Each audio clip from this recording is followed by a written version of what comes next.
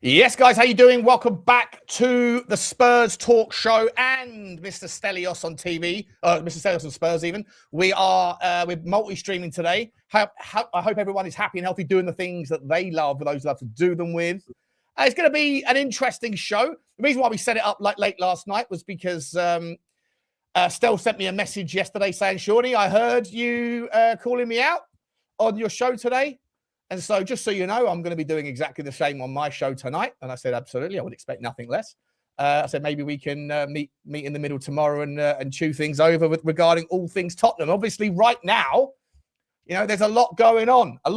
We are going to be talking about the various managerial updates. All of a sudden, according to loads of transfer speculation or the specialists that are very, very imperfect at their predictions, we've got a man named Adolf Hutter. We've got a man named Roberto De Zerbi. And we've got a man named Marco Silva, who are all now apparently fighting over the chance to be Tottenham's manager. And it will be an interesting thing. Just quickly, anyone in the chat who is a regular in my show, but who has an issue with Stel, there's only a couple of people, I think. If I see you in there and I see you just being nasty for the sake of it, like, I will block you for the day.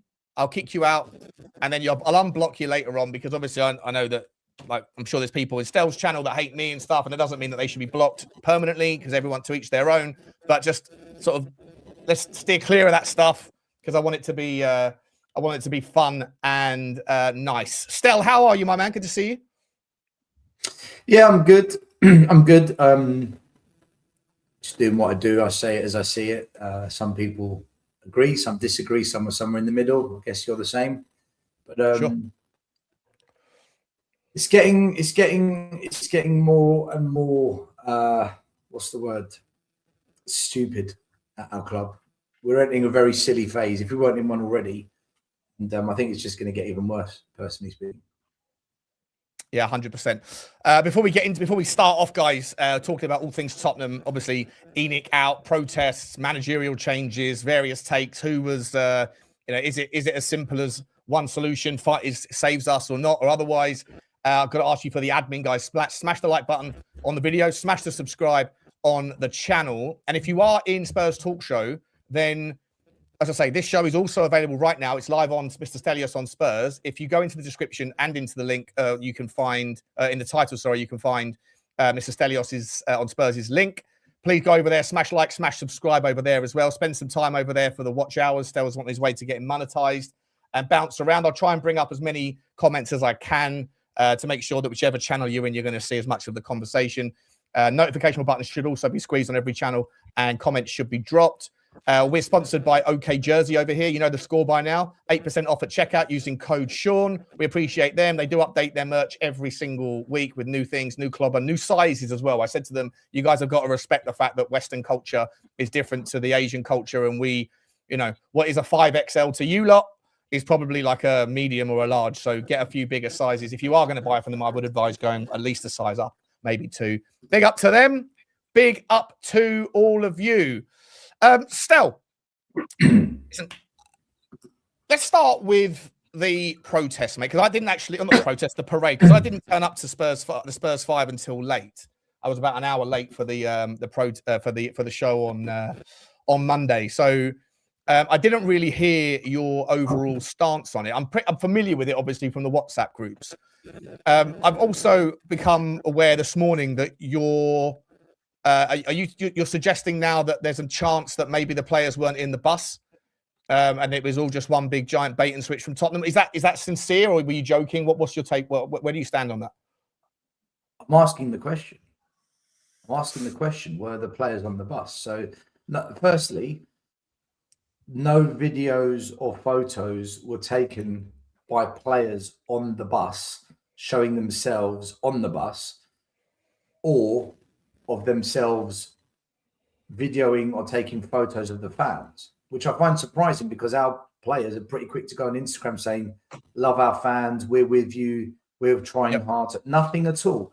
Yeah. Secondly, nothing from the club, and the club don't need an excuse to pound the marketing, right? They went to great lengths to video Romero doing a pre-match video that we're always together. So nothing from the club, nothing from the players. And then, you know, when Sky Sports start the show and you've got the panel in the studio and they start talking about the show and the team bus pulls up, and they always show a video of the team bus pulling up and the players getting off the bus, holding their man bags, their headphones on, they're walking into the stadium and there's fans saying, sign this, sign this.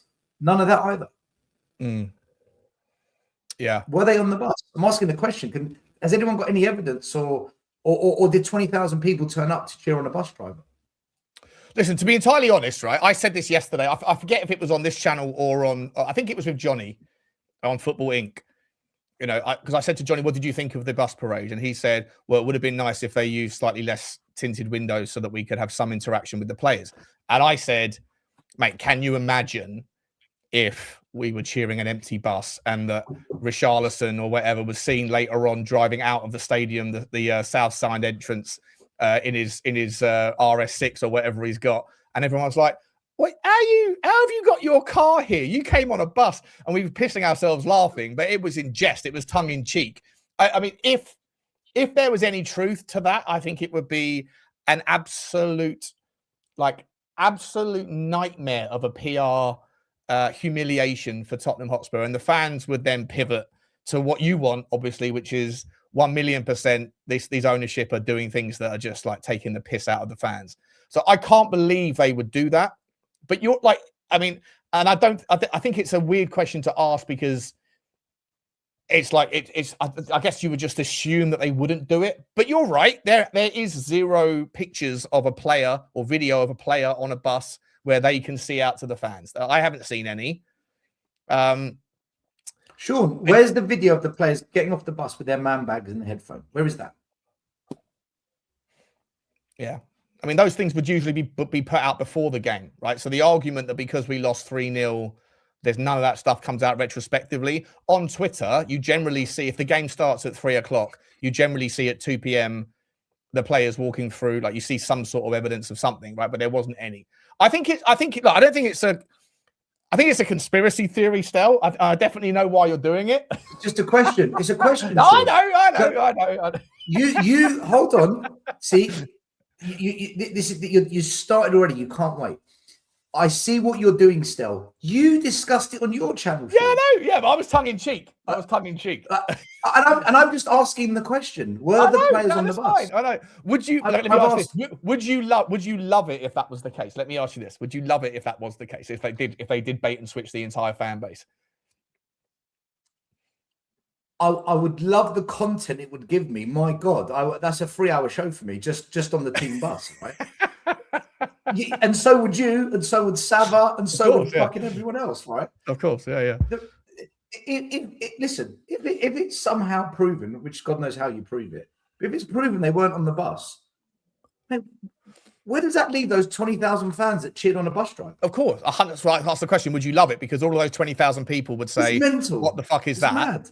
It's an absolute disgrace. Well, what's the benefit? What's the benefit? Let me ask you this. What's the benefit of the club saying, let's just throw an empty bus down there with maybe a media person on? Why would they do that? What's the upside to doing it? I personally believed that the parade would put additional pressure on the players.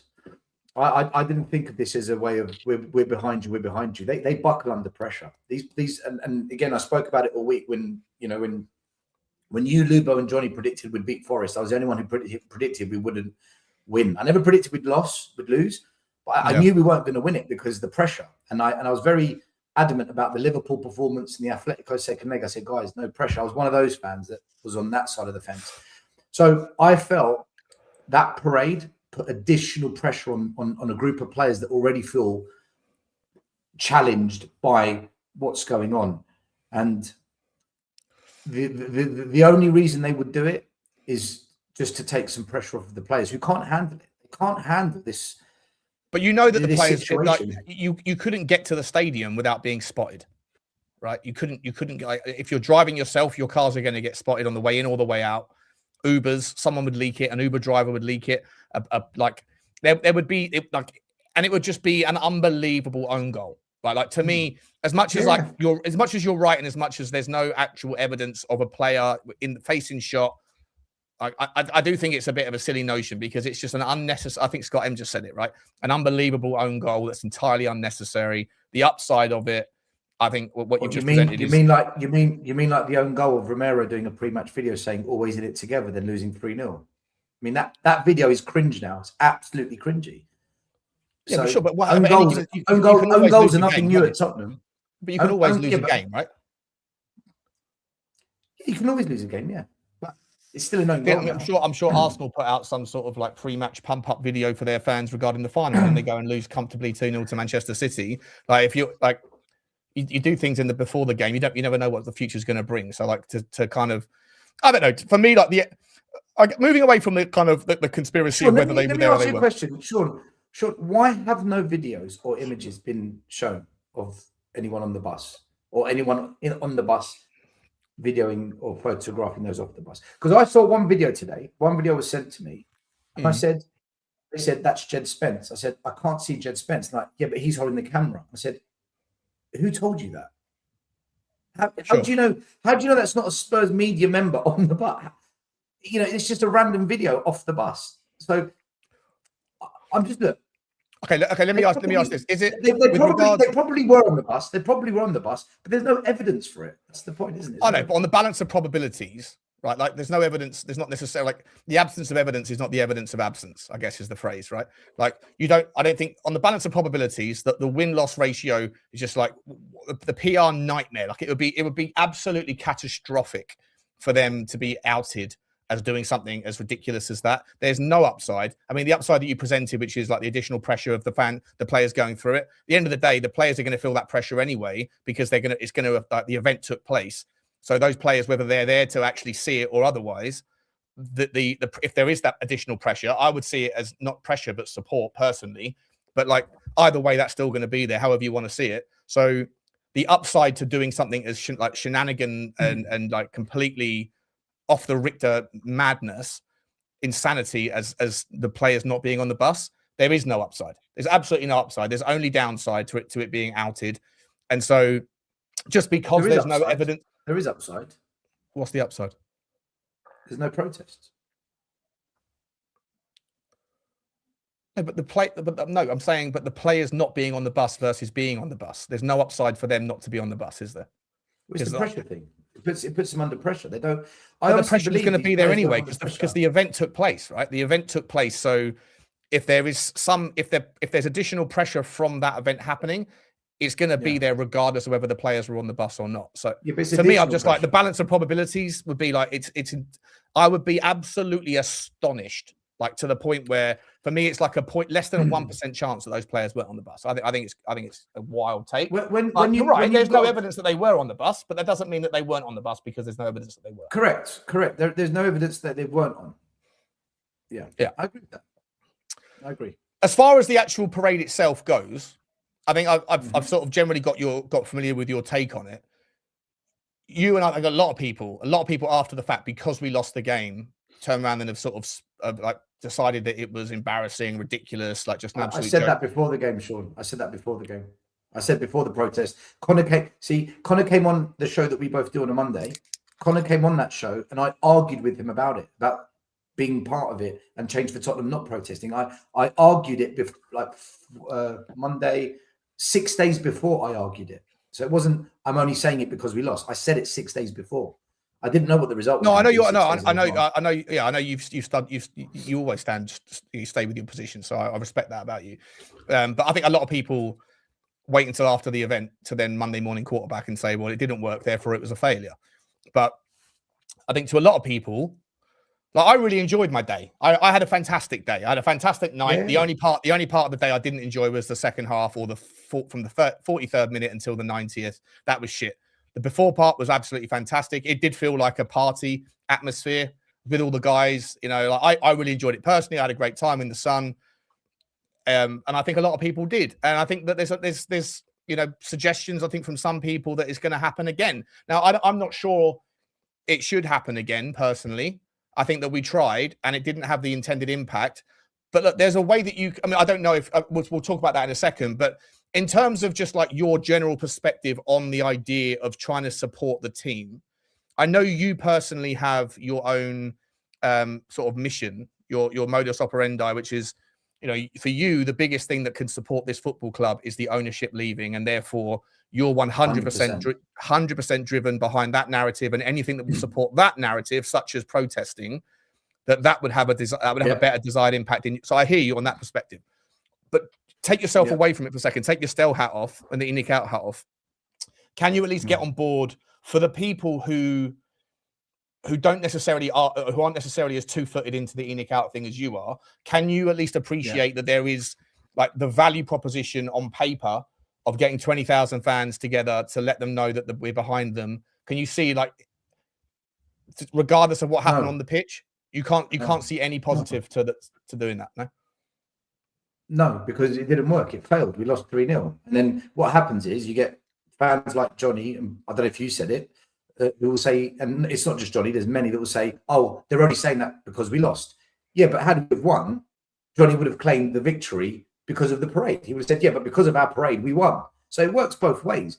We can only go by the facts. The facts are 20,000 fans cheered on a bus and we lost 3-0. So it catastrophically failed. There was no impact on those group of players.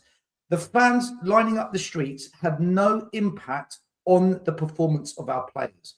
As soon as adversity hit and we went 1-0 down, we capitulated at a management level, at a player level, everything fell apart as soon as adversity came. So I assume the thinking behind cheering on the players is, we're behind you. We know it's tough. When the going gets tough, we're in it together. Well, clearly that didn't work, because when the going got tough, not only did we capitulate, the same fans walked out the stadium, whether it was at 2-0 or 3-0. And for many of the fans who stayed at the end, they then booed the team. So what happened to this always in it forever together? That's a complete misleading comment to be putting out there, because you can't cheer the players when they arrive, then boo them when they leave and say we're in it together forever. Sean, none of this makes sense to me. There's no consistency in the messaging and in the behavior that's linked to the messaging. I understand fans wanting to get behind a positive energy, which is, I guess, what the parade was meant to do. I get fans wanting to get behind a positive energy, but that had zero impact on the game. So what was the point of it? That's not the fans' fault, though, is it? The fans did their part, right? The fans pulled their weight. It's the fans' fault that they collaborated with ENIC, the same group that they've got a problem with, because it was ENIC that said, right, if we assume the players were on the bus. Well, no, what I'm saying is, was that question? You said that the fans collaborated with ENIC, who they have a problem with. Who has a problem with ENIC? The fan groups that got together to arrange this event, they collaborated with the club. Can you please not let the players come by car?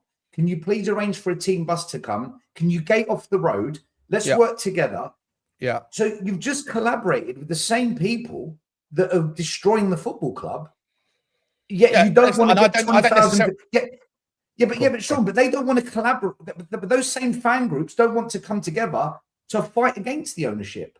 That's the bit I can't swallow. Because maybe not every fan group has the same sentiment as you do. But THST write emails and letters every year calling out the board, demanding this, demanding that. Song Sheets, he attended one of the protests. All the fan groups now, and the Spurs journalists, and pretty much every channel, is directly focusing the blame at ENIC. So if everyone now, collectively, majority, agrees that ENIC are the problem, why are you collaborating with the people that you're against? That's the bit that doesn't make sense to me. Okay, but so it's two questions on that, right? How long have the majority, and again, we assume it's the majority, okay, but I've always pushed back on this, because if 5 different supporters groups, or essentially Twitter handles,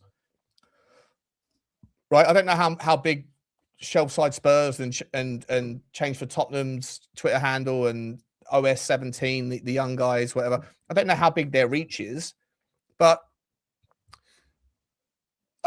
just because they're the groups, but those groups you mentioned are the ones that came together to arrange the parade. Sure, they won't come together to arrange action against ENIC. No, but the people that are the staunchest versions of, I don't know if I don't know if Shelfside Spurs. I mean, Shelfside Spurs is someone that has been a fan group to try to get support in the stadium, right? So, like his theme has always been to try to recreate the White Hart Lane buzz within the stadium. So trying to get he also puts out tweets against ENIC. Sure, I don't follow him, so I don't know. They all do, Sean. That's fine. They all do but this season more than ever. Right, that's the second part I was going to come to. But his MO was, generally speaking, to try to create a better atmosphere.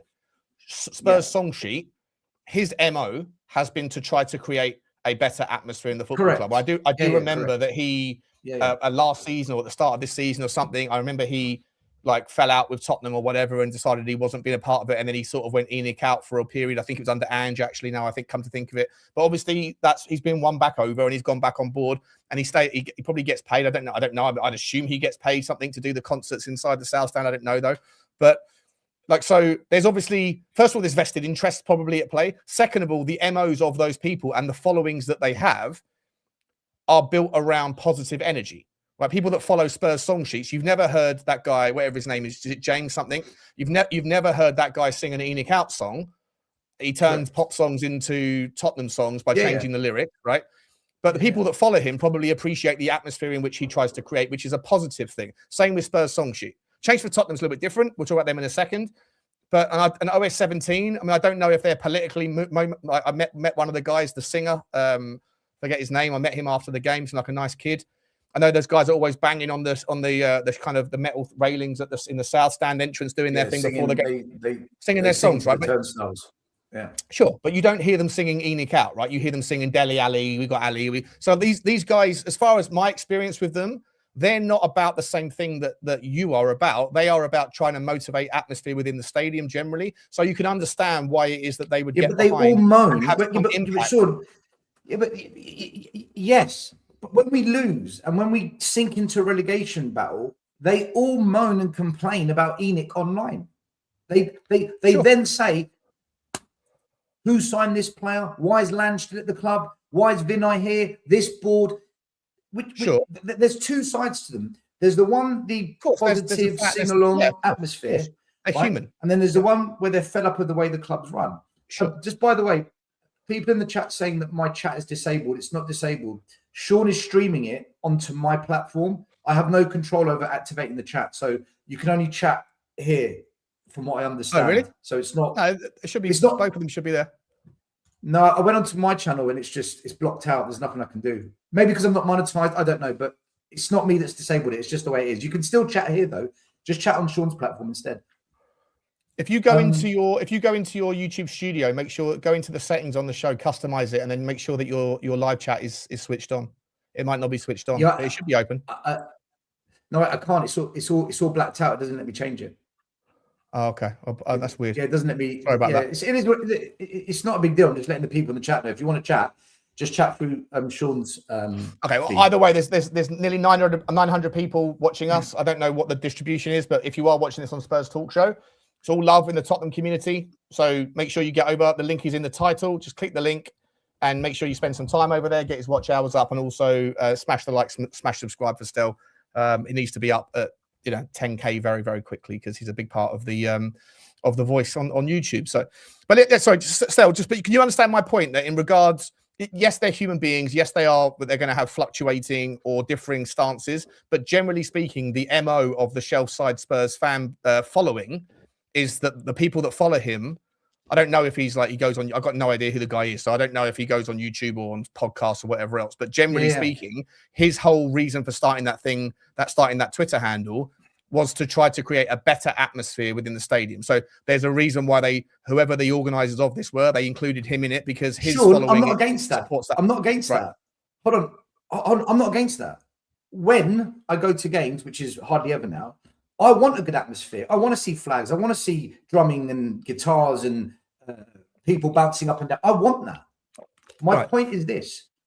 The energy that's given to that, not even close to the same energy is given towards challenging this ownership. Sure. Yet, from my opinion, and tell me I'm wrong, the majority of fans now, point the finger of blame at the board.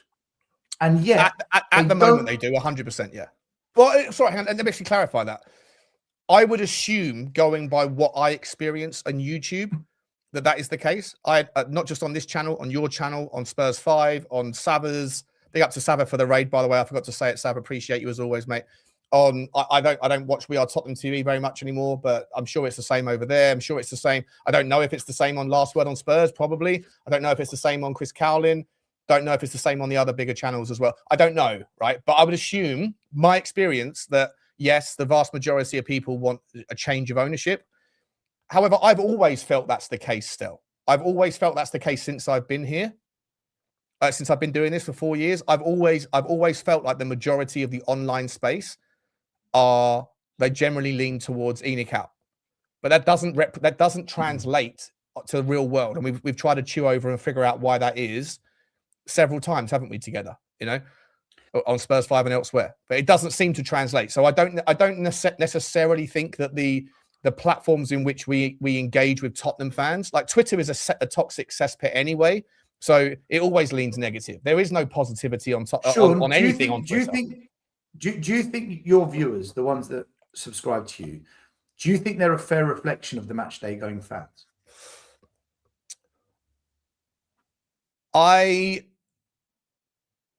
Well, look, when I bump into people who know me at Tottenham, and I don't know these people are, but when they come up to me, I met a guy called Drew Badenoch, for example, who was over from Australia. He come up to me. He's very, very frequents everyone's channel. Those people generally, when I ask them what they think about ENIC, I think increasingly they are frustrated, more so now than ever, and it's understandable why.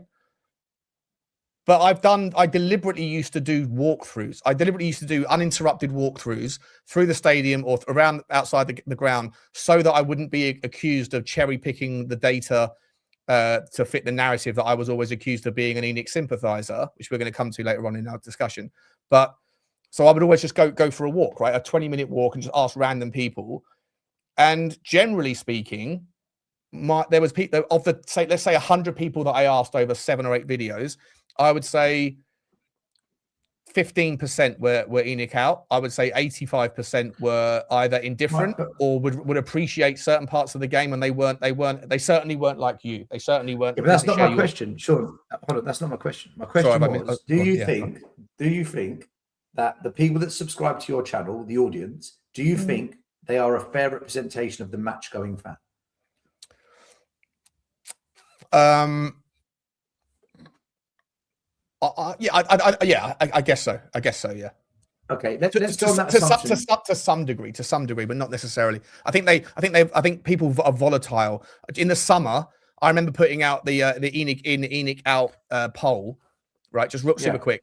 Around the time that the Eze deal fucked up, and the time when the Xabi Simons deal got signed, and the time when we signed Polinia, and it was like within the space of 5 days, I put the poll up every day, and the swing of ENIC in to ENIC out was violent. It was madness based on basically transfer speculation. Right. Okay. Okay. So I think people are volatile with their opinions, 100%. All right. Let's go with yes.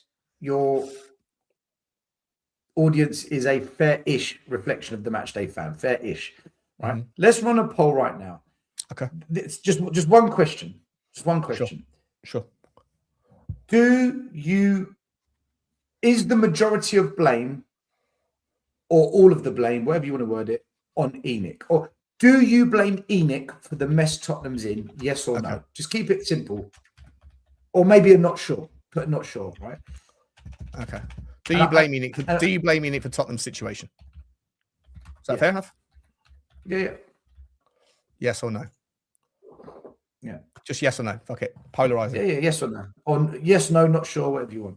No, I'll just keep it yes, no, because I think a lot of people lean into the not sure or lean into the temperate. Like if you give too many options, we'll find out where that goes with it, right? Go. Now, if that ends up being significantly yes, then my next question would be, why do you choose to do nothing about that? That would be my next question, because this is where I'm at with it. Change the manager, change the players, bring in De Zerbi, bring in whatever this guy is, Rihal, whatever his name is, bring whoever you want in. Change the academy director. Right? Nothing is going to change. Whether you want to do a pre-match bus parade, right? Boo the players at the end, whatever you want. Nothing changes until either ENIC go or these fan groups that unite to arrange a pre-match gathering unite with the journalists who are now slamming ENIC. Everyone unites and says, we must take action against the owners. If that doesn't happen, Sean, nothing's changing. And I don't mind doing shows every week. What do you think of De Zerbi? What do you think about the tactics? Was it right to play Van der Ven at left back? I'm happy to do that every single week. But every single week, we're going to either be mid-table in a relegation fight, or if we're lucky, maybe one day we get top 4 again. But that will last a year or two max. Let me ask you this, right? Let me ask you this. You've been ENIC out as long as I've known you. And I'm sure you were ENIC out before I knew you, right? I joined the community. No, I wasn't. I was ENIC out. After we stopped buying players for Poch, that's when I became really conscious of it. And then when we fired Poch, that was my breaking point. I was dead against that, and I thought, right, if you're not going to back Poch, what the hell are we doing here? And that So longer than I've known you, right? Because I joined the community as soon as Conte arrived, essentially around December. Longer than I've known you. Yeah. Fair enough. So you were ENIC out then, and in the years preceding. If you weren't ENIC out then, right? Well, I know a lot of people were, but in the Poch years, we finished second, we finished third twice, we finished fourth a lot of times from Harry Redknapp forward, basically, right? And then after Poch, we finished fifth, we finished fourth, sorry, with Conte. We finished 8th in the second season when he left around this time. But had we obviously we don't know how the season would have finished, but had the Conte meltdown not happened, we'd won that game. Had that Pape Sarr penalty not been given in the last minute against Southampton, we would have won that game 3-2. We would have sat third in the table that year. Conte goes on a meltdown. We go through our variety of changes, Ryan Mason, Stellini, etc. We end up finishing 8th. Following season, we finished 5th under Ange, and then obviously last season it fell off a cliff, right? 17th, and now this season it's looking horrendous. Would you accept that whilst you might have had the reasons to see where we were going, and I understand you feel that way, but at the time, protesting against an ownership when we were finishing 3rd, 2nd, 3rd, 4th, 5th, 8th, but we would have been 3rd had it not been for the Conte meltdown, had it not that penalty not happened, different timeline of events, then 5th, that though, like for a lot of fans that are just match-going fans and that sort of dial into Tottenham on a Friday, dial out on a Sunday after the game, whatever, then go back to their usual work. To see an ENIC out protest when you're finishing essentially Champions League spots, the expectations versus the reality for people that were ENIC out at that stage, which literally lasted until 2 years ago, that it was too early to be so pessimistic on an ownership. For maybe not for you, because you're saying that you had the prescience, right, to see what was going, but for the average fan, it was confirmed. It was confirmed. I hear you. Under Conte, it was confirmed though. What happened when Redknapp came to this club? We finished Champions League for the first time. That was massive progression, and that was under ENIC and Levy. That was huge progression. Champions League football, and we had top players: Van der Vaart, Bale, Modric. We had quality. Then when Poch came, they weren't quality when they came. Van der Vaart, apart from Van der Vaart, though, they weren't. We've never signed like top players. We've developed good players. We developed good players into great players, but we haven't really signed amazing players. We scouted gems that needed refining. Okay, sure, yeah. We had good managers that could do it. When we went to the next level. We should have and could have won everything, but unfortunately, when it came to the most important point of the Pochettino project, for whatever reason, we stopped signing players and we started selling our better players, Moussa Dembele, for example, and we stopped replacing them.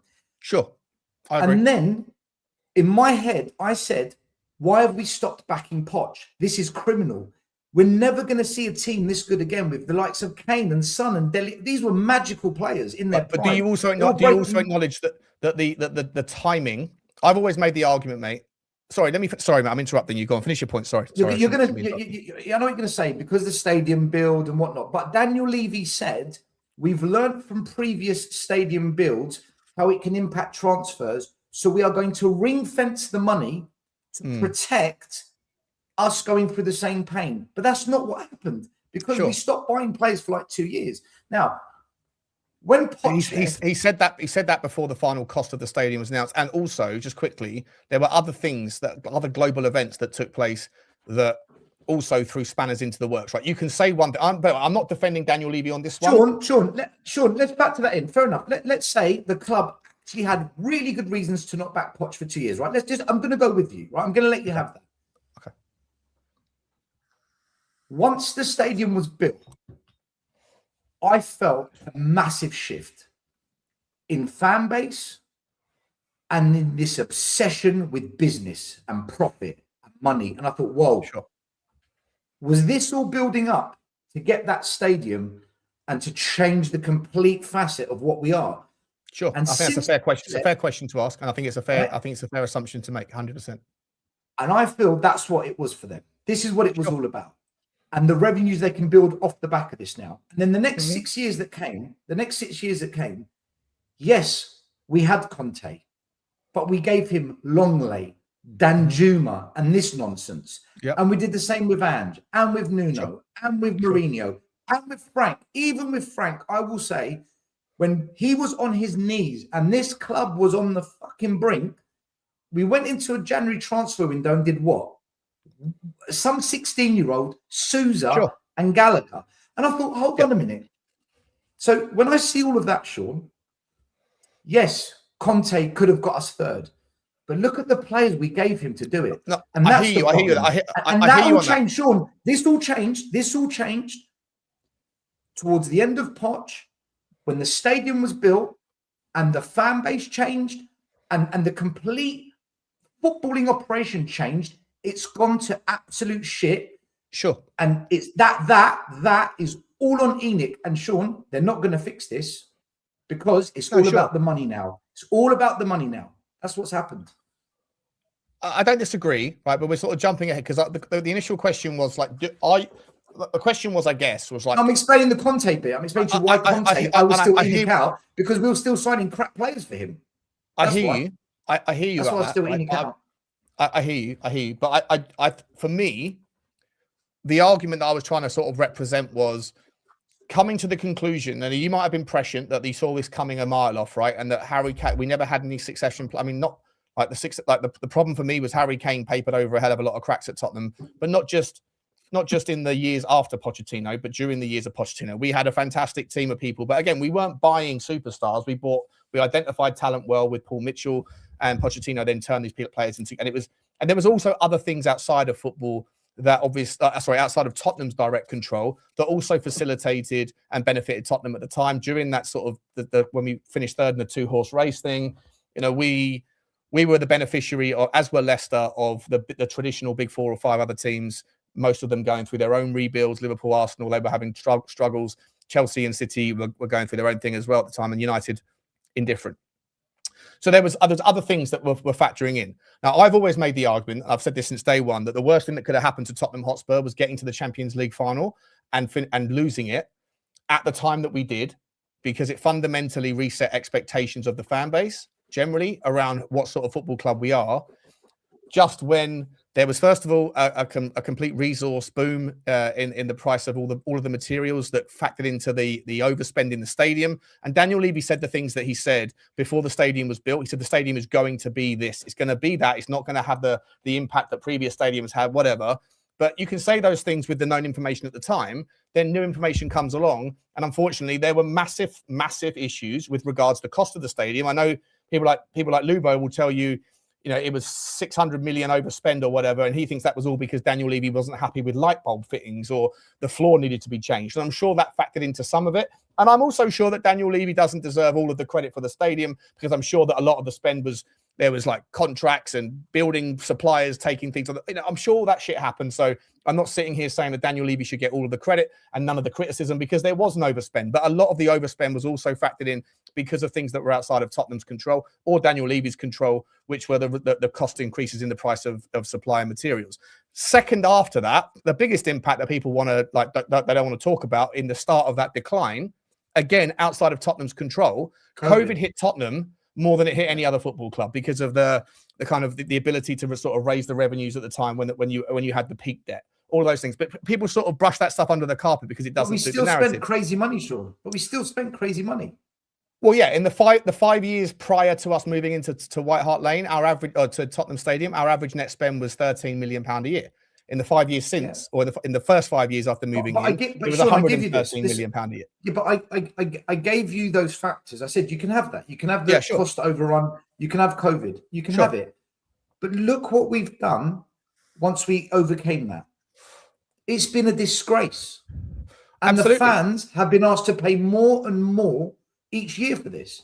I know, 100%, but that's why getting back to the initial point. I saw this coming, Sean. I saw this coming. I know you might have done, and fair play to you, but not everyone else did. And so the question I was asking was, when you were protesting and when the 25 of your mates, when the Brian Daigles and all those guys, the Ryan Isaacs, and fair play to them all, they might have had prescience like you did, right? In that regard, you saw it coming, but they were protesting at a time when the average Tottenham fan was looking at the Champions League, looking at the new stadium, the shining light, looking at the promises that may or may not have ended up being broken, and also looking at the fact that we were sitting second, third, or fourth in the table, and we had Conte in charge and all those things, and thinking, why are these guys protesting? It's unreasonable to be saying that these guys are a cancer and a parasite when it wasn't that bad. Now, it's only fallen off a cliff in the last 2 years. Sean, remember when I said to you that once the stadium was built, the fan base changed. The fan base changed because our fans, not all, but a significant amount, also were happy with transfer windows. People were making videos how Danjuma scores 10 goals for the remainder of the season. Content's got a content, Longley makes... Bro, but this is what I'm saying. That wasn't me, by the way. Not you, but fans weren't saying that back in the day. Fans would say, what's this shit? Now, we could sign anybody. And we will make a video to say how he suits the system, how he that's the game, though, isn't it? That's the way the world. It's not just that's just not Tottenham. That's the way the world has changed, mate. Everyone wants to get the clicks. Everyone wants to get the views. Tottenham, as a big six club, I think we are the worst at this particular thing. I think we're the worst. We gaslight far too much. United fans. They sign players. They sign certain players. Like, is this the right thing? Are we sure about this? Don't get me wrong. They do it as well. But not to the levels that we do. Tottenham fans also do that as well, right? Like, for example, Conor Gallagher. There were some Tottenham channels that were saying, myself, I'll put my hands up, and I said, look, I don't think he's the profile of midfielder that we need, but I can understand if the thought process is there's not enough, not enough leaders on the pitch. Right, I rate the player generally. Don't rate the profile need. He's exactly the same. He's just a better version of what we already have. But I can understand the logic around. Sean, you were saying get Lookman. You were saying get Lookman. Yeah, I was saying sign Lookman. Yeah. Right, that's what you were saying. This Conor Gallagher thing, you were just giving your opinion. You weren't all in on it. You were all in on Lookman. The Conor Gallagher thing, when we signed him, the majority of fans said, oh, he's got leadership skills. He's got Premier League experience. That's the leader we need. That's the enforcer we need. Yeah, but there were a lot of other channels, like yourself. There were a lot of other channels that were saying, "What are we doing here? He's not what we need." There is a portfolio of different opinions at the Tottenham fan base as well. Right? But Sean, the bigger platforms, the ones with the most clout and create the most noise, weren't doing that because it's not a good look to do that. Don't say that. Because that means you're not Tottenham till you die. Just back it, whatever we do. Whereas the smaller channels, the ones that have got a voice, but not an impactful voice, we say it, and we're labelled as the so-called toxic ones. I've been called toxic for 6 years. Bro, Sean, I've been called toxic. I don't make it about me, but the fans like me, those 25 people, the Ryan Isaacs, Brian Daigle, we were called toxic for 6 years. Still now we are. And look at the club. Yeah, but like I say, for me, but that's the point I would make, right? I know that you and I had fucking had a massive, we clashed for 2-3 years, right? In the last year, we patched things up, but like I was getting because you realised the problem that this ownership is, right? No, not at all. Not at all, mate. Not at all. Listen, I've always, just to be entirely clear, this is what I always say, right? It's the same thing with the Mathys Tel story. People hear what they want to hear. I only ever defended Daniel Levy. Like I'm a natural contrarian for what it's worth. Like, you know, I'm a natural contrarian. I think it creates good content. I like to debate people. I like to challenge narratives. I like to question whether you think what you really think you think. And for me, had I arrived into this content space and heard everybody saying Daniel Levy is an absolute saint, he's brilliant, I would have gone, no, he isn't. These are the reasons why he's not as good as you think he is. Right? I should have said that. No, but all I was hearing, well, maybe, yeah, but all I was hearing at the time was that Daniel Levy is a cancer and a parasite, and he's the worst thing since sliced bread. And I'm looking at Tottenham going, how are you coming to that conclusion? And I'm hearing, well, here's the reason why. We wanted Bruno Fernandes, we got Gedson Fernandes, the Jack Grealish £5 million thing. And I'm, as a contrarian, I'm sitting there saying, but nobody else in world football paid the additional $5 million. So it wasn't just Daniel Levy that missed out on Grealish. Everybody else did too. Because we're Monday morning quarterbacking and seeing he becomes a £100 million player. I'm just the guy who sits there and says, if you're way over here thinking that it's black and white, it never is. There's always a shade of grey. But people... But Man United paid the extra 10 million for Bruno Fernandes. They did pay that. Sure. Okay, again, just individuals.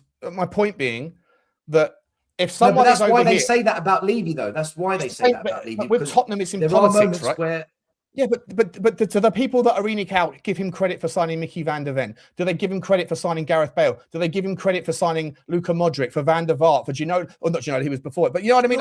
Because it means nothing. It means because it amounts to nothing in the end. Those signings, those one-off good moments, don't cover up. But they were good enough. But they were good enough in collaboration, and when you conflate them all together for us to finish second, third, fourth, fifth, could have eighth, but could have been third. Yeah, but what good is it signing Gareth Bale if you're going to put him next to Timo Tainio? Let's talk about that. Why is Timo Tainio playing next to Gareth Bale? That's what we don't talk about. We're at the time, mate. When Gareth Bale got us, when Gareth Bale single-handedly got us in the Champions League, and we went into the Inter Milan game. When we beat Inter Milan at our place, or AC Milan 1-0, and Crouchy puts the ball in the back of the net. Yeah. At the time, where Tottenham were at in the cycle, that was like a cup final, and I remember that night. I remember being in a club in London at some casino. Sean, that's vibes. That's just vibes. That's a moment in time. So because Gareth Bale scored 3 goals against Inter Milan, we got to praise Daniel Levy for that.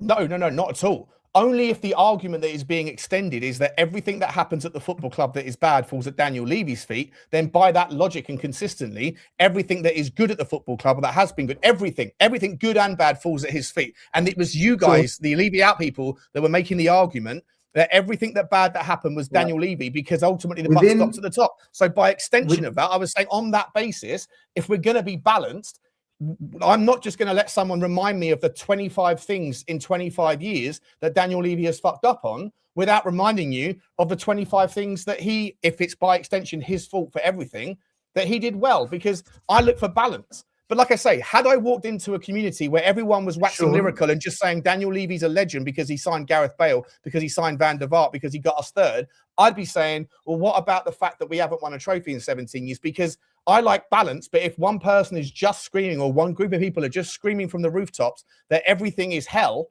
in order to know hell, you have to know heaven. You're talking about an era that I agreed with you, though. I said 10 minutes ago, up until Poch, I was on board with ENIC and Levy. But I think it went beyond Poch, though, because you were protesting when Conte was finishing third, or nearly finishing third. You were protesting when Mourinho was in a...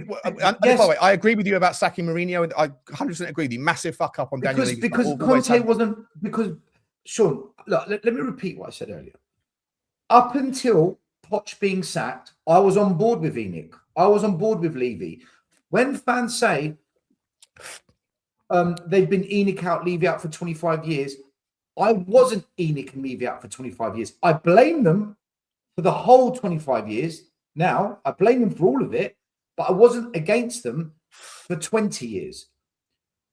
When that stadium was built, I repeat, the fan base changed, and the direction Well, of the the board demographic of the fan base. Do you mean the demographic in the stadium, or do you mean the average person that just talks about us online? The behavior changed. They became very accepting and way too tolerant of the ownership. It's almost like What? Okay, so let's there's dig a into fear. that. There's a Why? fear. There's a fear to challenge the ownership. That's what I'm saying. Why? Whereas in the past, they weren't scared to challenge Irvin Scholar. They weren't scared to challenge Sir Alan Sugar. Now they're scared to challenge ENIC, and I don't know why the fear's there. Were they scared? Okay, so were they scared to challenge? I think it's to do with image. ENIC? I think it's to do with they're scared of what other people might think of them. I think it's down to image. I could be wrong.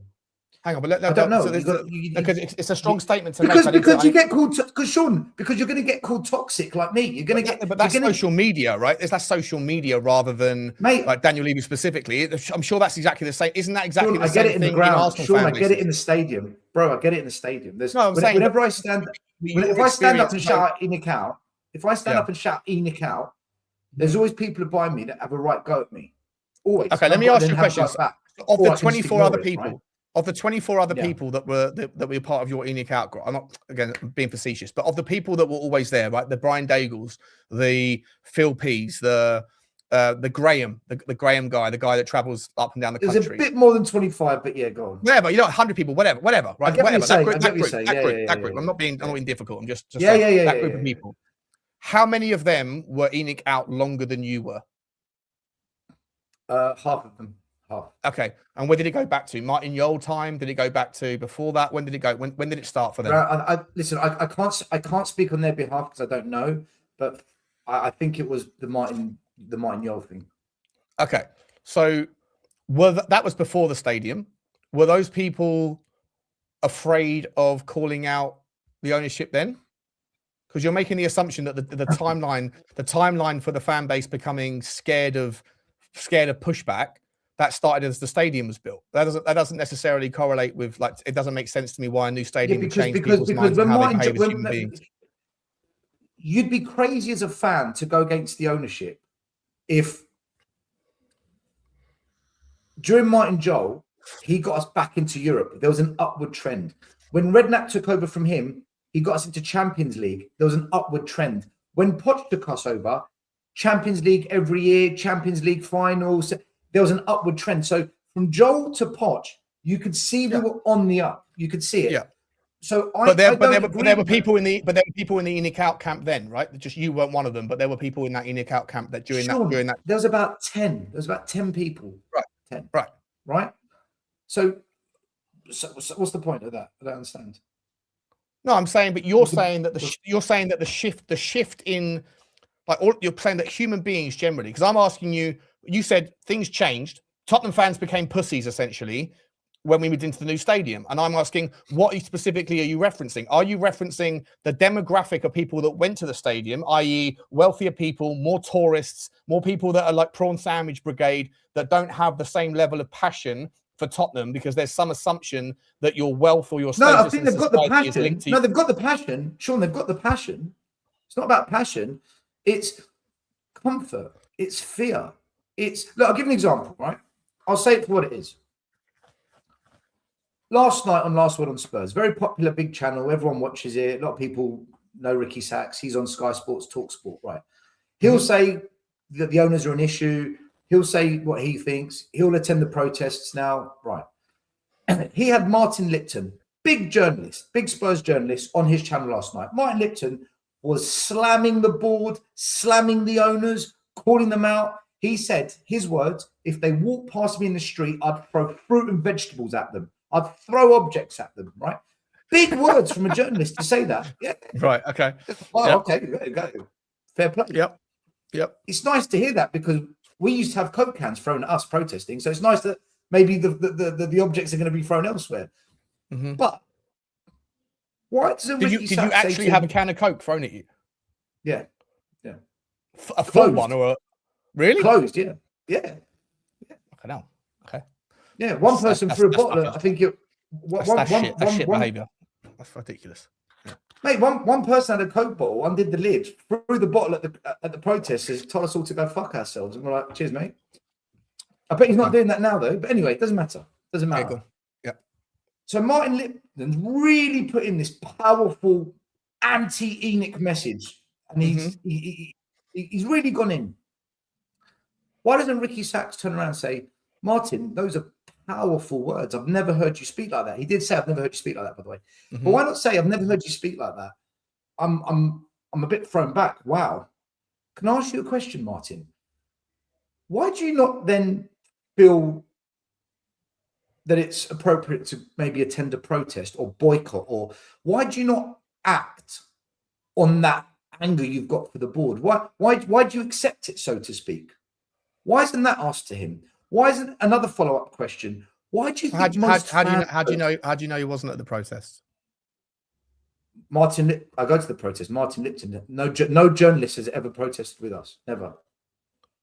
But the protest did get a lot of media attention. The big one that had about 3,000. My point is, the people that don't take action because I think it's out of fear or they're concerned about their image. Why aren't we asking them? Possibly they're not allowed to, right? Possibly they're not allowed to if they're employed. Why not? Why not though? There must be a fear there. There must be something that they're concerned of. Because you're happy to say that's also human nature, right? So it's okay to say I will throw fruit and vegetables at the board if they're walking down the high street, but it's not okay to ask that same person, why do you not choose to take action? You're not criticizing. You're asking a question. Why not even ask Martin? Isn't that some equivalent? Like, what do you think's more powerful? Sean, hold on, Sean. Why not ask Martin this question? Martin, some groups have tried to arrange protests. A regular on our show, Billy T, he's part of the group that tries to arrange it. Why do you think they can't get more than 100 people at the protest? Why do you think fans just aren't prepared to walk out? We've seen Liverpool do it. We've seen Man United. We've seen other clubs act against the board. Martin, in your professional opinion, why do you think Spurs fans don't choose to do that too? Those questions, Sean, are never asked to any of our major influencers on TalkSport, Sky Sports, the big platforms. So to me, when I say I think there's a fear or there's an image concern, I say it because I look at what's going on. What else can it be in your opinion then? Why aren't they asking those questions then? What could it possibly be in your view? Well, why is it that the other podcast interviewers or whatever don't press back on the access to the major influencers that they have? I don't know. You would ask those questions, wouldn't you? I would. I would, yeah, because I certainly would, yeah, and I know you would as well, yeah. But that's maybe why these people don't because come on we our don't fear it, right? Because also maybe that's why no one ever comes on my channel that's of that sort of ilk, right? But maybe I invite people, but I mean I don't know. This is the problem, Sean. This is the problem, bro. This is the problem we've got as a fan base. Yeah, right but now. At the same time, it's that fear. There's a fear that lies there. But let me ask you this, right? Yeah. If there's 150 people that were at the protest, the last protest that we went to together before the West Ham game, right? Shambolic. 150 people turn up. Yeah. If Martin Lipton's one of them, how many people know the name Martin Lipton because they read it in the Sun, but if they walk past him in the street, wouldn't know who he was? Well, the vast majority of people that know Martin Lipton, right, they know his name when they read an article, but they're not going to know. He's not going to be. I doubt when he goes to, like, I don't know, Thurrock Lakeside that he's mobbed by people. Go, oh, Martin Lipton, can I get a selfie? I don't think. No, but Ali Gold does. Ali Gold does. Ali Gold's been on last word on Spurs. He's never been questioned. Ali Gold, everyone knows who Ali Gold is. I'm just using Martin Lipton as this example. But Martin Lipton said what you wanted to say. Like he spoke in front of, I guess, 15,000 people last night. Yeah, I know of her. I don't know her. I know of her. Yeah. Right, people know of her. People know of Sunny Talks Spurs. People know of Majestic MC because they're all Ben Bowman, Flab. They're all on Talk Sport. We know them because they're on mainstream media. Nobody challenges them or questions them on why they don't take action or why they think fans don't choose to take action. This conversation is the one that needs to be had in our fan base more than ever, Sean. If there's one conversation that needs to be had is, why do we accept this and not take action? Why are we in this position as a fan base?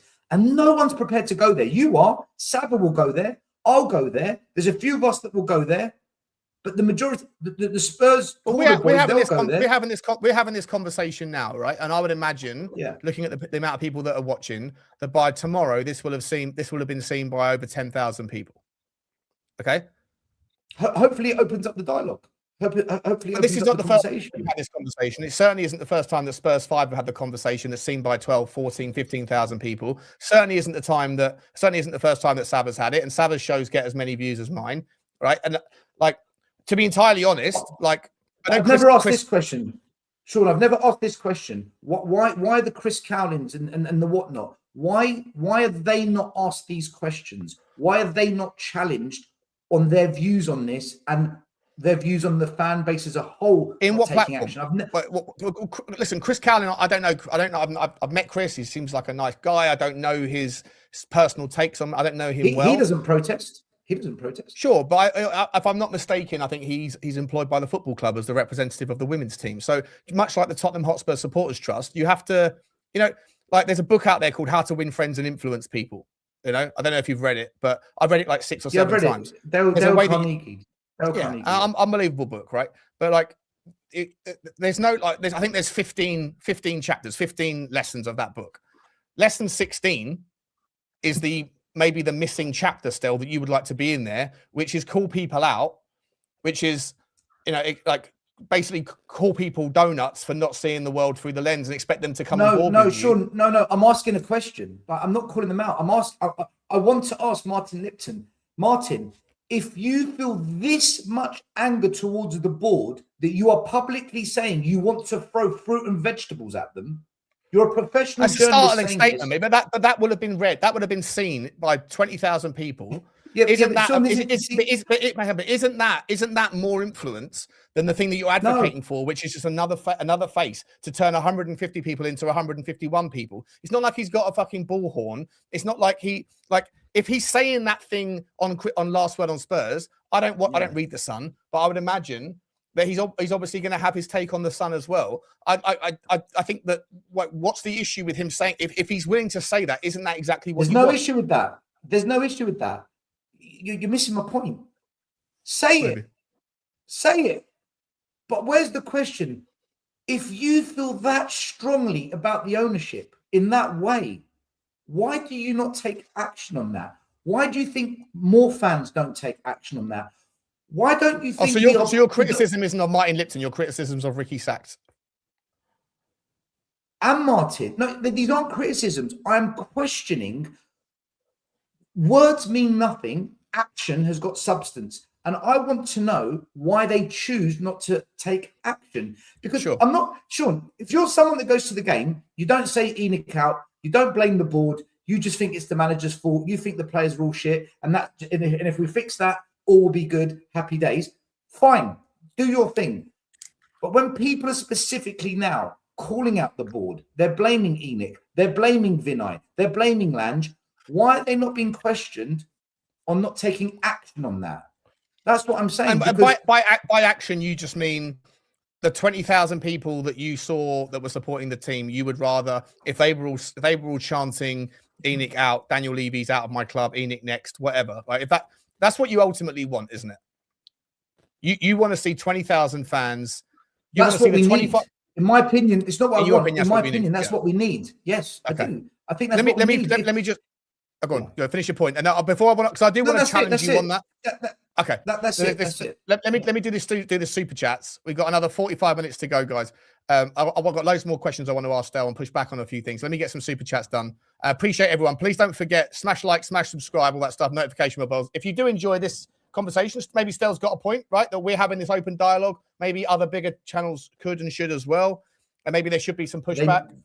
They must have this conversation. They've got to stop living in fear and stop worrying what other people think of them. If you live in a world where you're constantly worried what others think, nothing will change. You'll never, ever solve the issues that we've got, in not just at Tottenham, in the world. Like, you need contrarian thinkers. Look, I don't want to say this because it comes across as if it's crazy, but you need disruptors in this world. It's disruptors that innovate new technologies. It's disruptors that change things in life. If we don't have disruptors that are prepared to challenge and stop living in fear, mate, Tottenham's finished. It's finished the way we're going. I agree with that sentiment, but I think that's a stretch to suggest that standing on one side of the high road with a ENIC out banner is somehow a demonstration of like peak disruption. I don't think that's the case. When it's 25 of you, Sean, you're right. When it's 20,000 of you, mate, things begin to change. Maybe they do, maybe they don't. What evidence is there that there was 20,000 people outside Newcastle United for 15 years protesting against Mike Ashley? He didn't go anywhere. He just stopped going to the game. It didn't mean that his transfer strategy. In fact, if anything, he ran a tighter ship, took less risk, so that when he could finally get his answer and finally get his price paid, which by the way was a fraction, 1/10 of what anyone would have to buy to be able to pay for Tottenham if we're in the Premier League. Maybe that will change next season, but again, I don't particularly believe second. Mike Ashley doesn't own a £3 billion asset. ENIC do. They've got more to lose from us boycotting and from us not spending money in the club shop. You're not talking about boycotting. You're talking about protesting at the moment. No, I'm talking. But the point is, protesting it still took Mike Ashley 15 years to find someone willing to pay a tenth of the price. The game has changed. We now have social media. The game has completely changed. The elements of disruption are far different now. The Mike Ashley era was the Mike Ashley era it was, and regardless of it taking 15 years, he still got out. We don't even try. Sean, we don't even try. Sean, we don't even try, bro. We don't even try. Well, but again, okay, but that's the question I want to ask you. Why? If you're giving the credit to social media for being able to raise that, and I think you have to, given what you saw on Sunday, the fact that the social media, 4 or 5 people that have got Twitter handles, a guy on TikTok, who I'm not on TikTok, so I don't know who that. It's key now. They're fine. It's key. Okay, but let's be entirely honest, Stel. Like there's been 2 narratives around why it is that the ENIC out protests don't translate towards people outside the stadium. Hang on one second. And one of those narratives was, well, people online feel a certain way, and there's a lot of overseas contingent that can't get to the protest, but they always say that they would be if they could be, but they're not, so they aren't. And the other narrative is that, well, maybe social media just doesn't translate to real life, and people that are at the stadium don't all look at Twitter, don't all look at YouTube, don't all look at TikTok. I agree with whatever. You, Sean. But obviously after Sunday, after Sunday, it's clear to see that people are. No, that's what that's the point, though, right? So you're making the assumption. But that's the problem. That's the problem. This is why we're in this mess. But maybe not everyone goes to the game for the same reasons you do. Maybe they just go there for a good time. And the idea of having like a parade. I don't go to the games to protest, Sean. I don't go to the games to protest. I go to watch my team play football. But if my team's shit and my team's collapsing and my team is 6 games away from relegation, I'm going to fight against the people that have done this damage, who I said 6 years ago would do this to us. I've been saying this for 6 years. It's only now that you're seeing the consequences of the things I was against 6 years ago. Right, but again, now the fan base can see it. Now the fan base can see it, Sean. But temporarily they can. Still, temporarily they can. This is the point. And look, I've got to do the super chats, but just temporarily they can because of the situation we're in. Okay, if there was a protest tomorrow, or if there was a game tomorrow, I would imagine that Tottenham Hotspur, like if it was specifically about about the ENIC out thing, I would imagine that you would have more people protesting than you did at the last one. I think you'd have more people, but I think you might have 250, 500. You'd have nothing like the 20,000 people that turned up, because I think there's a different mindset of people that go to the game. I was sat at the back. I was sat in this cubby hole just outside the bricklayers. And that's the problem, bro. That's the problem. You can't force. You can't force. Why did 20,000 pounds? Why did 20,000 fans take to the streets? And when it was Alan Sugar and Sir Irvin Scholar, why were we doing it then? Why not now? Because we were close to bankruptcy. Sean, you've said we're going to go bankrupt if we go down. You said we're going to go out of business if we get relegated. I didn't say that.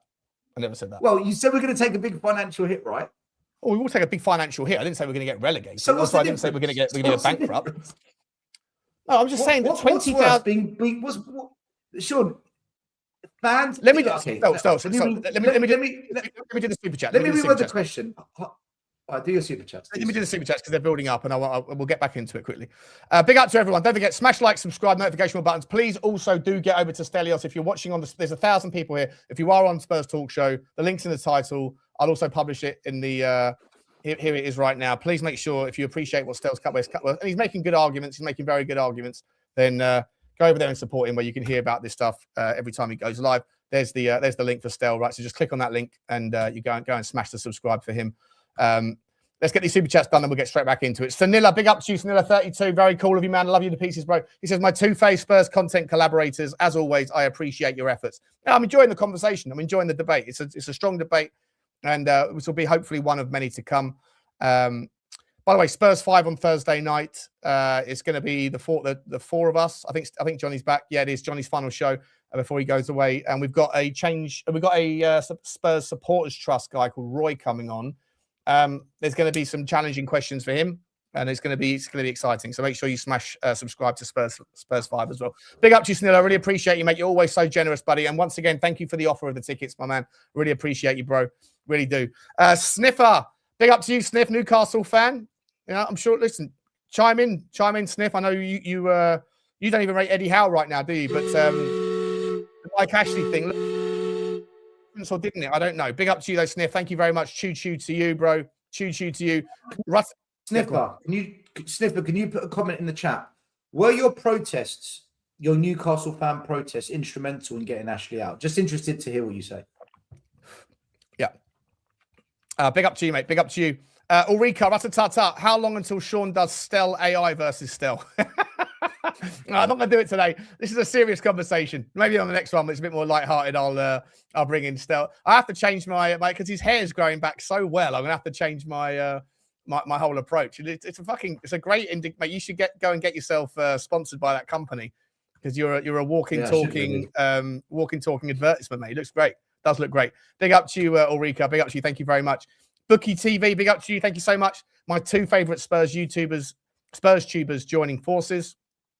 I'm enjoying it, man. I'm enjoying it. It's a good conversation. Big up to you, Bookie TV. Thank you very much. Bears Cave, my man from Woking, says protests would add more pressure on the players.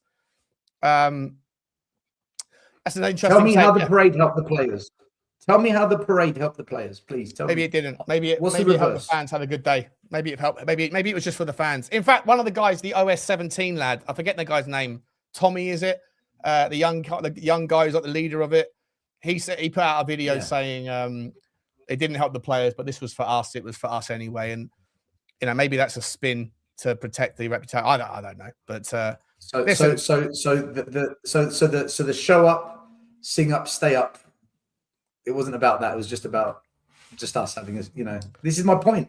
That's the point I made at the start of the show. The guy's 19, mate. So probably taking a bit of play. When you're 19, you just want to enjoy it. I get it. Fair play. Yeah. Big up to Chudini. Thank you very much, mate. Choo to you, bro. Appreciate you, mate. Appreciate you so much. Love you, buddy. Hazed 1009 says, big up, Sean. Beer on me. Thank you very much, mate. Thank you very much. I put that towards the Magnum. I've decided. I was told by Leroy it's Magnum, not Magnum. So it's put it towards the Magnum fund. Big up to you, Hayes. Thank you very much indeed, my man. Craig Fenner. Big up to you, Craig. He says, I've been out since Poch was sacked, but he should not have talked about the Man United job or leaving if we won the Champions League. Not backing Jose really killed it. Yeah, I think a lot of people also, I appreciate you saying that, Craig, because I do think a lot of people seem to forget what was going on with the whole Poch situation as we came to that conclusion of his time. Like in the Champions League final pre-match presser, he was talking about what can I do after this? I'm going to leave. He was linked to the Argentina job. And the following season, I remember the Bayern Munich game when we got smashed 7-2 or whatever it was. I remember he was making substitutes that were just so bonkers. I said to my dad in the stand, I was like, he's begging for the sack. I think a lot of people forget that, that little period because, that's the kind of minutiae and the bigger picture is more memorable. But I actually think that Pochettino had run out of steam and got a little bit stale with his ideas at that time. And maybe he was after the sack. I don't know. Big up to you, though. And as far as the Mourinho thing goes, just for what it's worth, whilst I'll debate people on the specifics, individuals of Daniel Levy's micro decision-making, sacking Mourinho 4 days before a cup final was absolutely a shockingly poor decision. Shockingly poor. And we've never heard from Mourinho as to what his version of the truth was on that one. So it'd be nice if he ever did speak out about it. Hayes also says, can we please accept with all of our injured players, we would not be in this position? Yeah, I think that's true as well. But I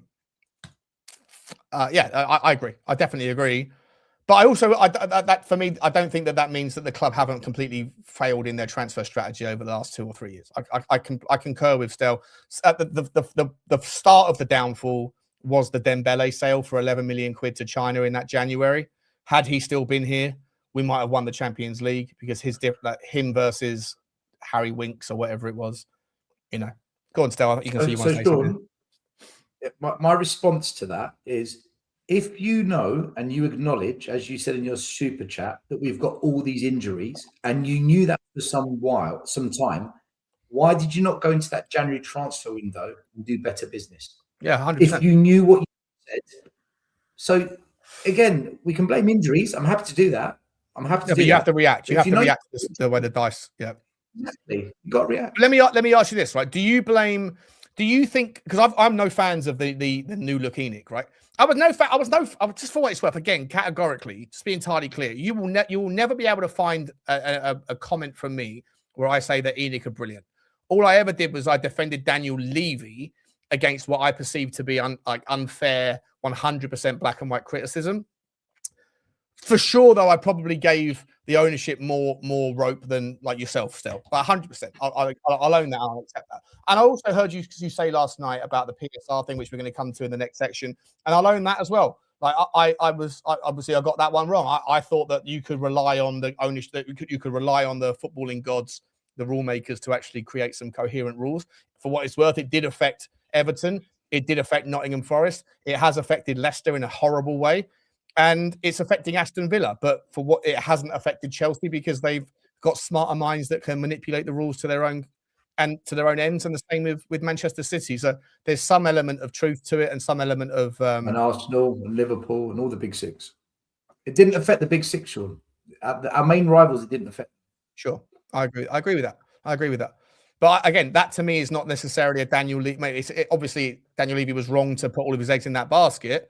But I think, again, that's why I say that always you should also zoom out a little bit when you want to criticize, and think, if the ownership, if the people that run the Premier League actually had the ability to make a coherent set of rules, then you wouldn't see Manchester City have the dominance that they had. You wouldn't have seen Chelsea have the dominance that they've had in the last 12, 15 years. And those things are not inside the control remits of Daniel Levy or ENIC. They are things that are outside of our control. Now, maybe Daniel Levy's, where he's at fault, was thinking that those rules had teeth. They didn't. Maybe I'm a mug for thinking that they had more teeth than they did. They didn't. I'll own it. But I also think that shouldn't be something where you criticize Tottenham. You should criticize the Premier League for not sorting it out, because the competition isn't fair. Like the dice are loaded, and it's a tilted dice. But we can't control the Premier League. We can only control the decisions we make, and the decisions we made were wrong. Our internal decisions were wrong. Sure. We're not going to change the Premier League. We're never going to change UEFA, FIFA, or the Premier League. We can only change Tottenham Hotspur. It's the only thing we've got control over. I don't think we can change that either. Absolute mess of it. You saying that? You saying about the ownership, or you saying the fans? The ownership, you're saying, yeah. The decisions that the owners make. The decisions the owners make. So you would have been more in favour of Daniel Levy if he was selling his left arm to his right and loaning. You would have been more happy. Would you have actually supported Daniel Levy had he gone, fuck this, the rules don't mean anything, I'm going to start selling the training ground to a third party company and all that stuff and loaning it back? Would you be more on board with all that stuff? I would have been happy if he stuck with Conte, properly backed him, allowed Conte to lead the way, and not made these random weird signings like Danjumas and Longleys, who were never ever going to take us to the next level. They were never going to persuade Harry Kane. I'm not asking that. You're talking about the financial structure, yeah? I'm saying, would you have had more respect for Daniel Levy had he started engaging in the associated party transactions, the selling of hotels, or whatever our equivalent are, like loaning things back, all that? Would you be okay with those things if we were doing it? Or would you be sitting there saying, well, like, how can you criticize on the one hand and do the same things on the other? I would have respected Daniel Levy if he did what Sir Alan Sugar did. And what Sir Alan Sugar did was, he said, I can't take you fans to where you want to be. I can't do it. I'm going to sell it to people that have got the money that can do it. And he sold it to ENIC. And for Levy to do the same and say, I can't take you to where you want to go, but I'm going to sell my shares and see if ENIC can sell their shares. Yeah, but that's not the way it worked out, mate. Can take you there. That's not how. No, but that's what I would have respected him for, because he can't do it. Levy couldn't do it. But Alan Sugar didn't do that. Alan Sugar was furious. Alan Sugar was furious with my dad. Alan Sugar was furious with my dad because my dad was the guy that sold as a stockbroker that facilitated the trade of Terry Venables' stake in Tottenham Hotspur onto the primary market. And Alan Sugar phoned up my dad's boss and was like, "Who the fuck is like? What's going on? I should have had first right of refusal." So Daniel, at the time, Alan Sugar never wanted to sell. Alan Sugar wanted to buy Terry Venables' stake. It's a fact. I know horse's mouth. I know that's for a fact. I know fans that went to Sir Alan Sugar's house to confront him. Sir Alan Sugar came out with cups of teas and said, "Look, let's have a chat." And they respected Sir Alan Sugar for engaging conversation with them. And he said to them, "Look, I can't give you what you want. I can't do it. I don't have the money for this game." Yeah, but he might be saying that under pressure. That's like he. No. Wait, hold on, Sean. One second. Fact.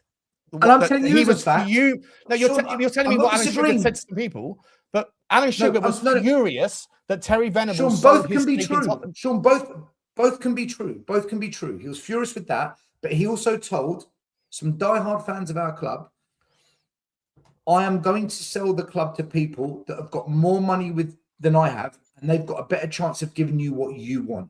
He said that to them. Is it also possible that he's saying that because there's fucking a baying mob outside his house that are threatening to fucking smash his skull in or whatever? Like, what we doing? But he did it. No, but he did what he said. He literally did what he said. He sold it to people that had much more money than he did. And they have taken us to a higher level, and they have taken us to a higher level than where Sugar had us. Sure, but they did it. After his intended purchase of Terry Venables' stake was taken from him because Terry Venables sold it on the open market to JP Morgan and Goldman Sachs. Like I said, both can be true. I'm not denying what you're saying is true. But back to Levy, I would be happy if Levy just acknowledged that he can't take this any further and he's just going to sell it to people that can. Now we're in this quagmire where he owns 30% of a company that he's not involved in anymore. And the people that are now in charge, they weren't even past the baton properly and shown the ropes, have come in and made it worse. And now we've got an internal background war between Levy and the Lewis family that is clearly impacting the running of this club. I agree with that. Just 100%. Tell it. 100% I agree. Just fucking. So I'd respect him if he just sold out. Count the chips and go. Okay. Let me finish the rest of these super chats and then we'll get back into it because we've got half an hour left before we go over to Football Inc.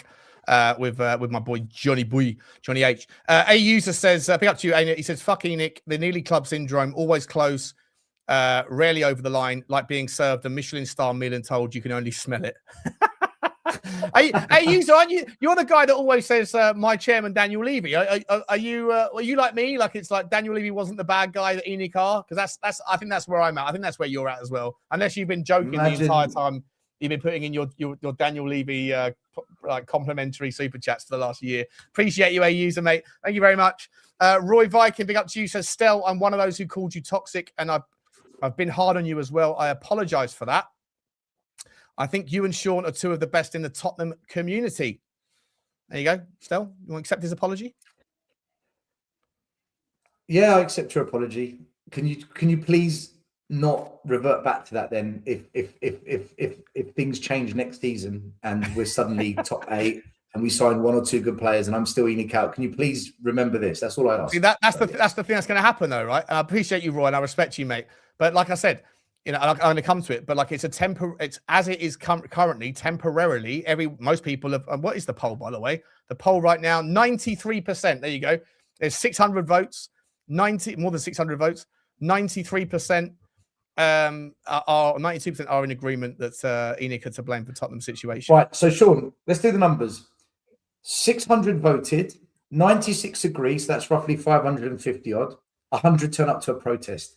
This is where, as a fan base, I have no idea where we're at. I just don't get it. I simply don't get it. We'll talk about that in the next. Yeah, I hear you. I hear you. But my point is that if Tottenham do manage to find a way to stay up, and then in the summer you suddenly have this guy Kel come in, whatever his name is from Dortmund, or you bring in a Dougie Freeman that everyone universally respects. You bring in a Pochettino that everyone universally respects. Even if ENIC stay there and they didn't spend the money, And then because we've stayed up, there's 200 million quid, plus you're going to liquidate Romero if there's a buyer for him, and Van der Ven and whoever else. And then you can go again, but you have better decision makers, better talent ID. If we go about a busy summer, in a world where we stay up, and then next season we finish, and then the season after that, we finish 5th or 4th again, the last 2 years will be largely forgotten. And then you'll go back and I'll be saying, are ENIC still the problem? And I'll put the same poll out and it will be 50-50 or be 60-40 one way or the other, because people are looking at the situation currently. And that's where I've accused you, rightly or wrongly, that your take on wanting Steligation is because it cements, not just in the short term, but in the indefinite term, that that ENIC out is no longer a theory, it's settled science. Before I get you to respond to that, you've got Spurs journalists throwing saying they want to throw fruit and vegetables at ENIC. I don't need validation. No, today they do. Today they do. Yeah.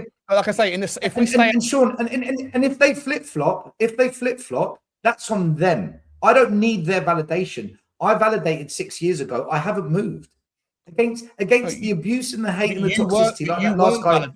Like you weren't validated 6 years ago. You were called toxic 6 years ago. You were called toxic 4 years ago. I was validated by myself. I don't need external validation. I self-validated, right? Comments like that, the guy that said sorry for what I said, Stel, whatnot. You think I changed my ways because those guys existed? I respect the fact that you stay true to yourself. So I don't need validation, Sean. That's what I'm saying. I don't need validation. In a world where Tottenham rebuild very quickly, it's a long stretch, but in a world where we stay up and we continue, and then we put in some better decision makers that everyone knows. I don't know who fucking Adolf Hutter is. I don't know who Sebastian Kiel is, but I do know who whatever. I do know who Dougie Freedman is, and I do know that Pochettino will win the fans over, and I do know that there should be some money around, and I do know that last season's revenue will be coming through now, and it will be like the following season's revenue from this year will be shit, but last season will be okay. Whatever, all that stuff. Then Tottenham suddenly go and buy a few players, and it all suddenly works out again. In 2 years' time, they'll be back to 25 people in the ENIC out protest, right? So. That's not my fault. That's fans who they're easily pleased. But you can understand why when you said like, "Oh, Sean, you are facilitating this hatred against me," when I like that offended me, and I said to you afterwards. And I know you said like, we spoke about that. We spoke. About that. I'm not bringing. I'm not, of course, 100%. But I'm just saying, like, you must be able to appreciate that.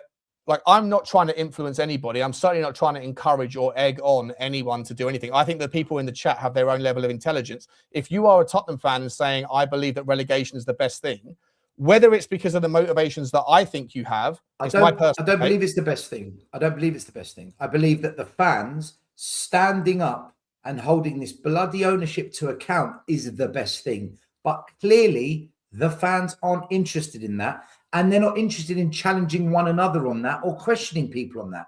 So because the fan base has decided we don't want to do that, that's why I've said relegation is the best thing.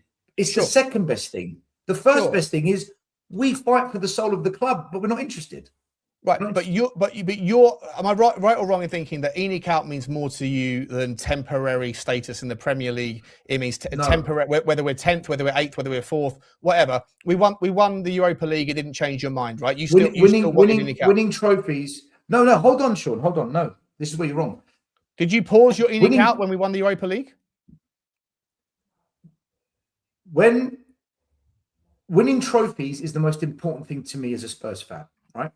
When we won that trophy, I said, guys, keep hand. Yeah, and you saw the pelters I got for that, for then going back to Anjin, right? No, but you never mentioned ENIC.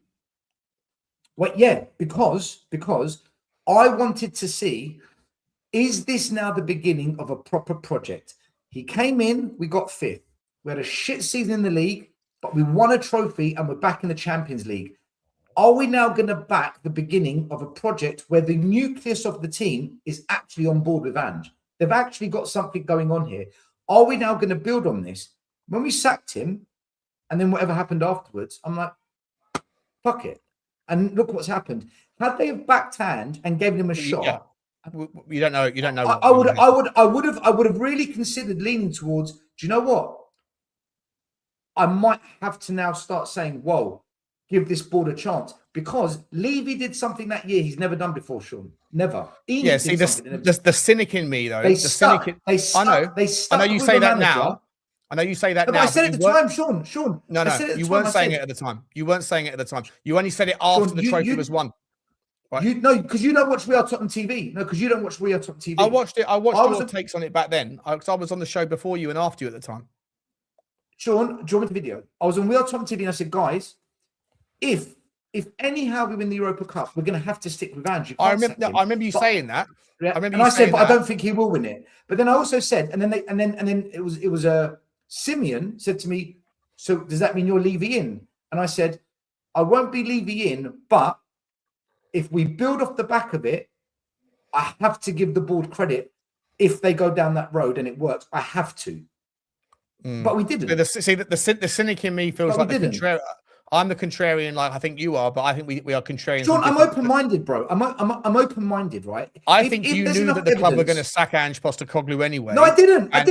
I thought they were going to keep him because at the parade, I was at the parade. Were you at the parade, by the way, or not? I don't know if you were. No, I wasn't. No, I was coming back. I was still in Bilbao. Right. At the parade, when Ange said season 3 is better than season 2, the roar in the crowd, I looked around for, fucking hell, he's got him by the short and curly whirlies.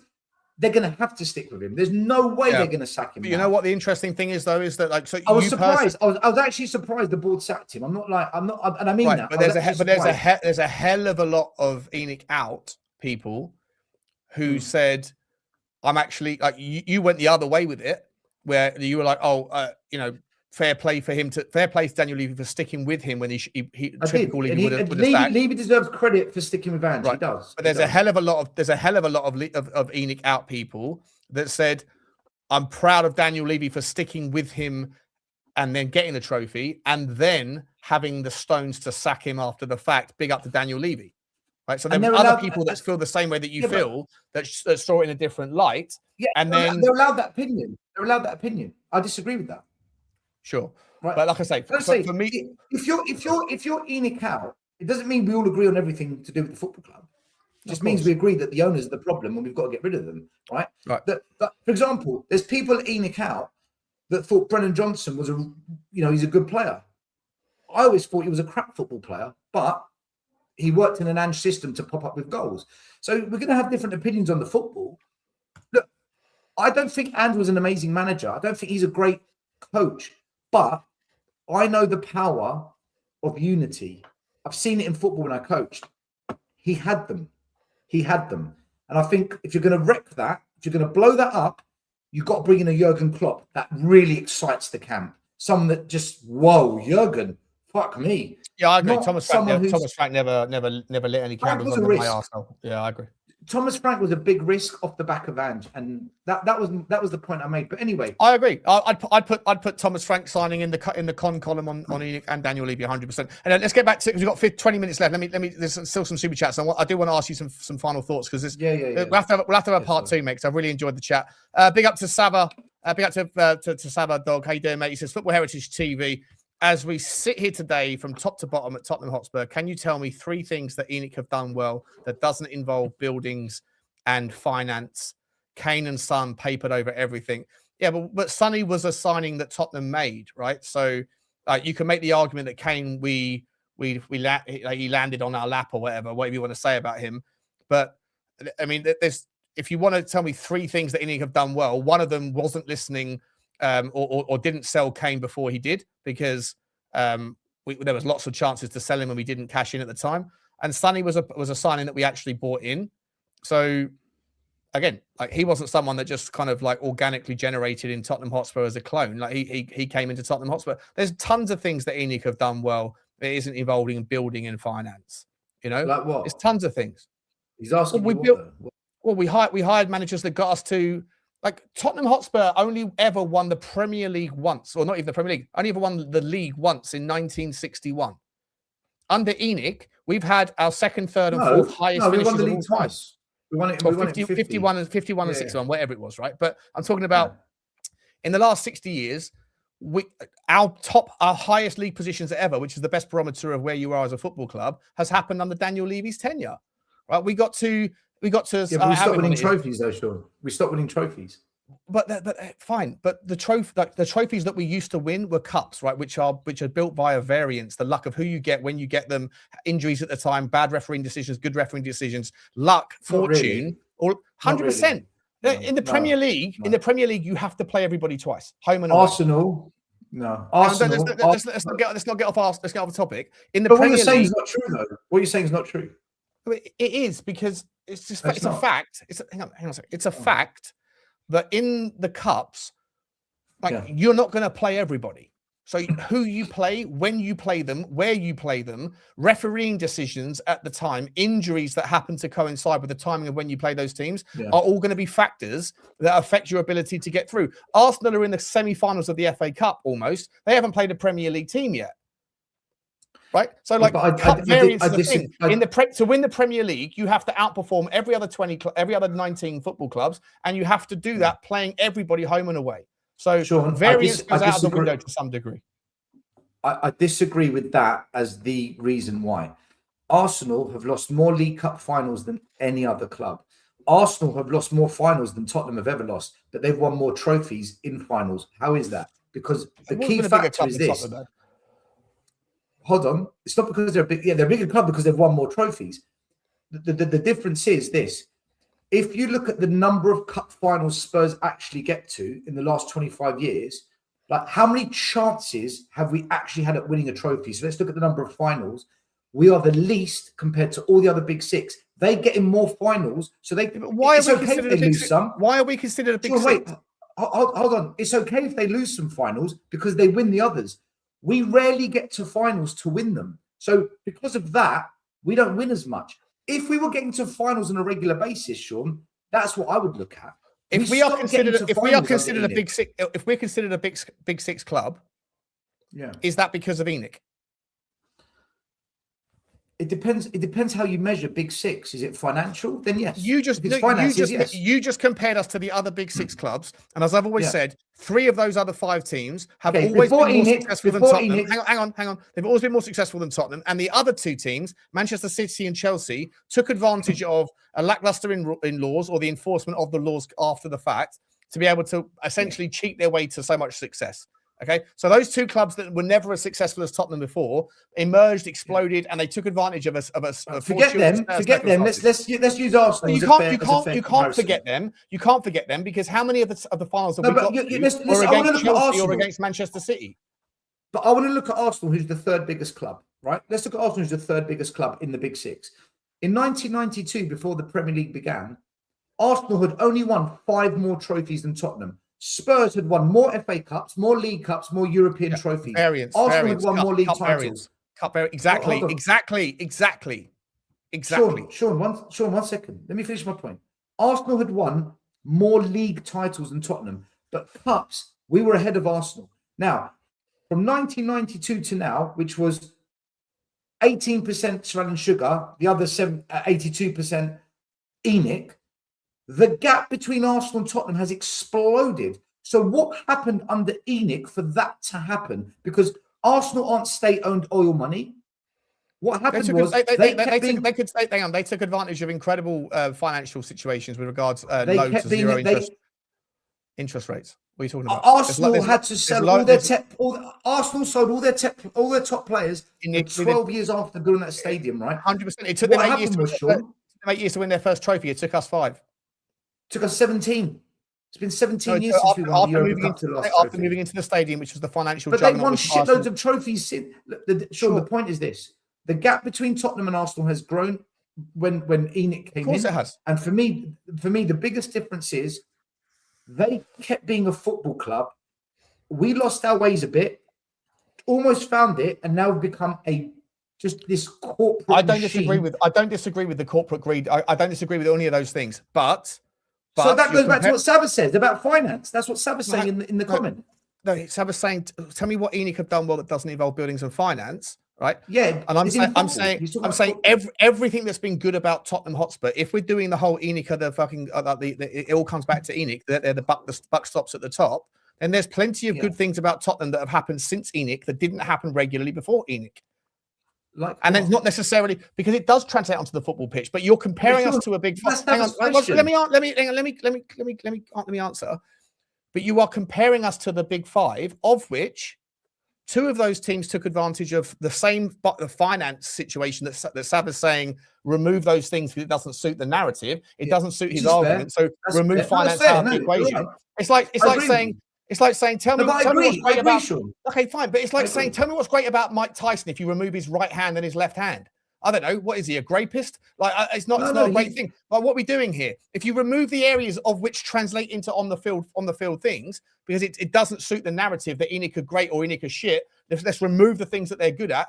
Buildings is fine, whatever. But finance does translate to what you can do on the pitch. And Tottenham Hotspur under ENIC have had a higher propensity of outperforming in the Premier League, which is the best barometer of where you are as a football club relative to everybody else. Because in the cups, who you get, when you get them, luck, draw, refereeing decisions, VAR before and after it was invented, all of those things become more impactful in things where you're in a knockout. Sure, we lost to Colchester United in the cup, mate. Sure, I know. So you're doing what you're pointing to the things that are against it. I'm just saying that in the Premier League. How does that? I know you're going to point. I know you're going to point to the things where we lost to Norwich and lost to Colchester. Yeah, but you're pointing to the things that.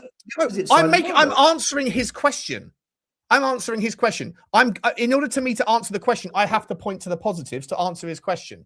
Right? Tottenham Hotspur also lost in a final to Manchester United on penalties. Is that ENIC's fault that we didn't get an extra trophy? Or was that the fact that we couldn't save a penalty against Manchester United that finished 0-0? We also sacked Mourinho before a cup final. Whose fault is that? 100%. And I agree with you on that. That's a shit show from Daniel Levy. 100%. Anyway, listen, Stel, we've got 10 minutes left and I've got like loads of more super chats. Let me just, let's part this one. Big up to you, Sav. I appreciate the super chat, mate. Thank you very much, mate. Very generous. He's come back in with the second one. Part 2, academy, scouting, succession planning, structure, ethos, philosophy, 25 years, and they've implemented none of it. It's disgraceful. It's true. But I mean, our academy is, I mean, it's promised to be good. But as I say, I think you're waiting for a fucking unicorn for our academy. But still, you complain about the fact that our team don't. You complain about the fact that our managers don't utilize our academy, right? I hear you say that all the time. I'm someone that sits there and looks at the academy and goes, I'm waiting, like we're waiting forever. Like, when are one of these kids going to emerge? Like Max Dowden, if you're good enough, you're old enough. Is Mikey Moore good enough? Are any of these kids? Is Luca Williams-Barnett good enough? Are any of these guys? Are they good enough still? I don't know. We don't keep managers at the club long enough and give them the time needed to build it and to bring through 1 or 2 players to be part of it. We simply don't do it. If you look at the last time we had a young player explode, it was Harry Kane. It's no coincidence the manager was there for 5 years. There's no coincidence. If you keep chopping and changing managers, they come in under pressure, keep the team up, get top 4. They haven't got the time to bring through these youngsters. Max Dowman's flying at Arsenal. Why? It's a freaking healthy football club right now to be bringing through youngsters. Yeah, it's a great environment. It's a great environment, 100%. The environment in which kids, 100% agree with that. You know, I don't know, Mike. If Mikey Moore had grown up in the Arsenal academy, would Mikey Moore be playing for Arsenal right now? Who knows? You don't know, do you? You don't know. Well, he might be. The question is, and this is where the academy actually argue. They argue with the club about this, and the academy always lose the argument because the club always overrule them. What is the point of spending 40, 30 million pounds on Odegaard and not giving Mikey Moore all of those minutes instead? Why not let Mikey Moore have those 2 years and then decide, which is a much cheaper option, especially when Odegaard is part of the team that is in a relegation battle? That's the big argument. That's the big argument. For me, Odegaard is like, I don't know why Odegaard. I always get this hate for like, because I think Tel and Odegaard get packed. I'm not hating Odegaard. I'm just giving you an example. Why buy I hear you, but I just think for me, Odegaard personally, like, he hasn't really been a part of our squad, right? When he first joined, he was out for 10 months. He's been injured a lot. Yeah, and then he comes back in for a little bit, and then he gets another fucking ACL. So, you know, I've got no idea about it. I think he's got potential and talent, but you know, he's another injury. Sure, okay, I'll give you a better example. Why spend, was it 10 million on Sousa? How much did we spend on that Sousa kid from Brazil? Yeah, about that, whatever. Yeah. Why not bring through an academy player instead? If Sousa's going to be what he is, which is a bit part player at best. I've never heard Tottenham have any fullbacks that are academy talents. I've heard we've got loads of strikers, loads of forwards, loads of loads of centre midfields, loads of centre backs, but I don't know of any left or right backs that are talented academy kids. In hindsight, it would have been smart maybe just to keep KWP at the club. Yeah. Yeah, that's the argument. Listen, the academy I also I think it was fucking idiotic in the summer. Again, I will criticise, but I don't know whether you criticise ENIC for this or do you criticise Johan Lang. But we loaned out every fucking talented kid that we had. We loaned them all out. Yeah, and I think that's idiotic. But again, do you want to just make everything about the ownership, or do people that sit below the ownership have any accountability at all for their decision making? They get overridden. We know now that they get overridden. They wanted to keep Frank. So maybe, Sean, listen, I'm not saying they're right or wrong. Maybe, given what's happened now, keeping Frank was the right decision. Maybe. Yeah, but I think if there's 92% or whatever it's of people that think ENIC are the problem, I bet you at the time, I probably did it, is should Thomas Frank go after whatever game it was, 95% would have been he's got to go. So we're all Monday morning quarterbacking with the benefit of hindsight that because it hasn't worked out. Same with the parade thing, because it didn't turn into a victory. Everyone's saying it was a failed experiment. Sean, but hold on. No. You said it. I said it. Fans said it. But the people that are in charge, Lange and Vinay, didn't say that. And they were overruled. That's the difference. Doesn't matter what we think. They're the ones that call the shots. And they were told, no, you're not calling the shots anymore. So what's the point of them? Yeah, I hear you, mate. I hear you. Let me just say there for 1 second. Let me get back to the super chats, and we've got to tell Johnny. I'm going to redirect everyone over. Sean, if you want, do your super chats, and you can wrap up the show because you're going to be late. That's right. I mean, extra mins. Just letting you know, guys. We're gonna go over to Football Inc. As soon as we're done here with the super chats. And Stel, I really enjoyed the chat, mate. We should do this more often, bro. Do another one. And like I say, everyone, please make sure you get onto Stel's channel. We'll do the next one on Mr. Stelios, okay? Big up to Ian JD. The amount of damage ENIC have done to the footballing credibility of this club means that they are no longer in a position to repair the damage done. Yeah, listen, look, I think we'd all like to see new ownership. The one thing I didn't get a chance to ask Stel about was what does the new owners look like? Because new doesn't mean better. Different doesn't mean excellent.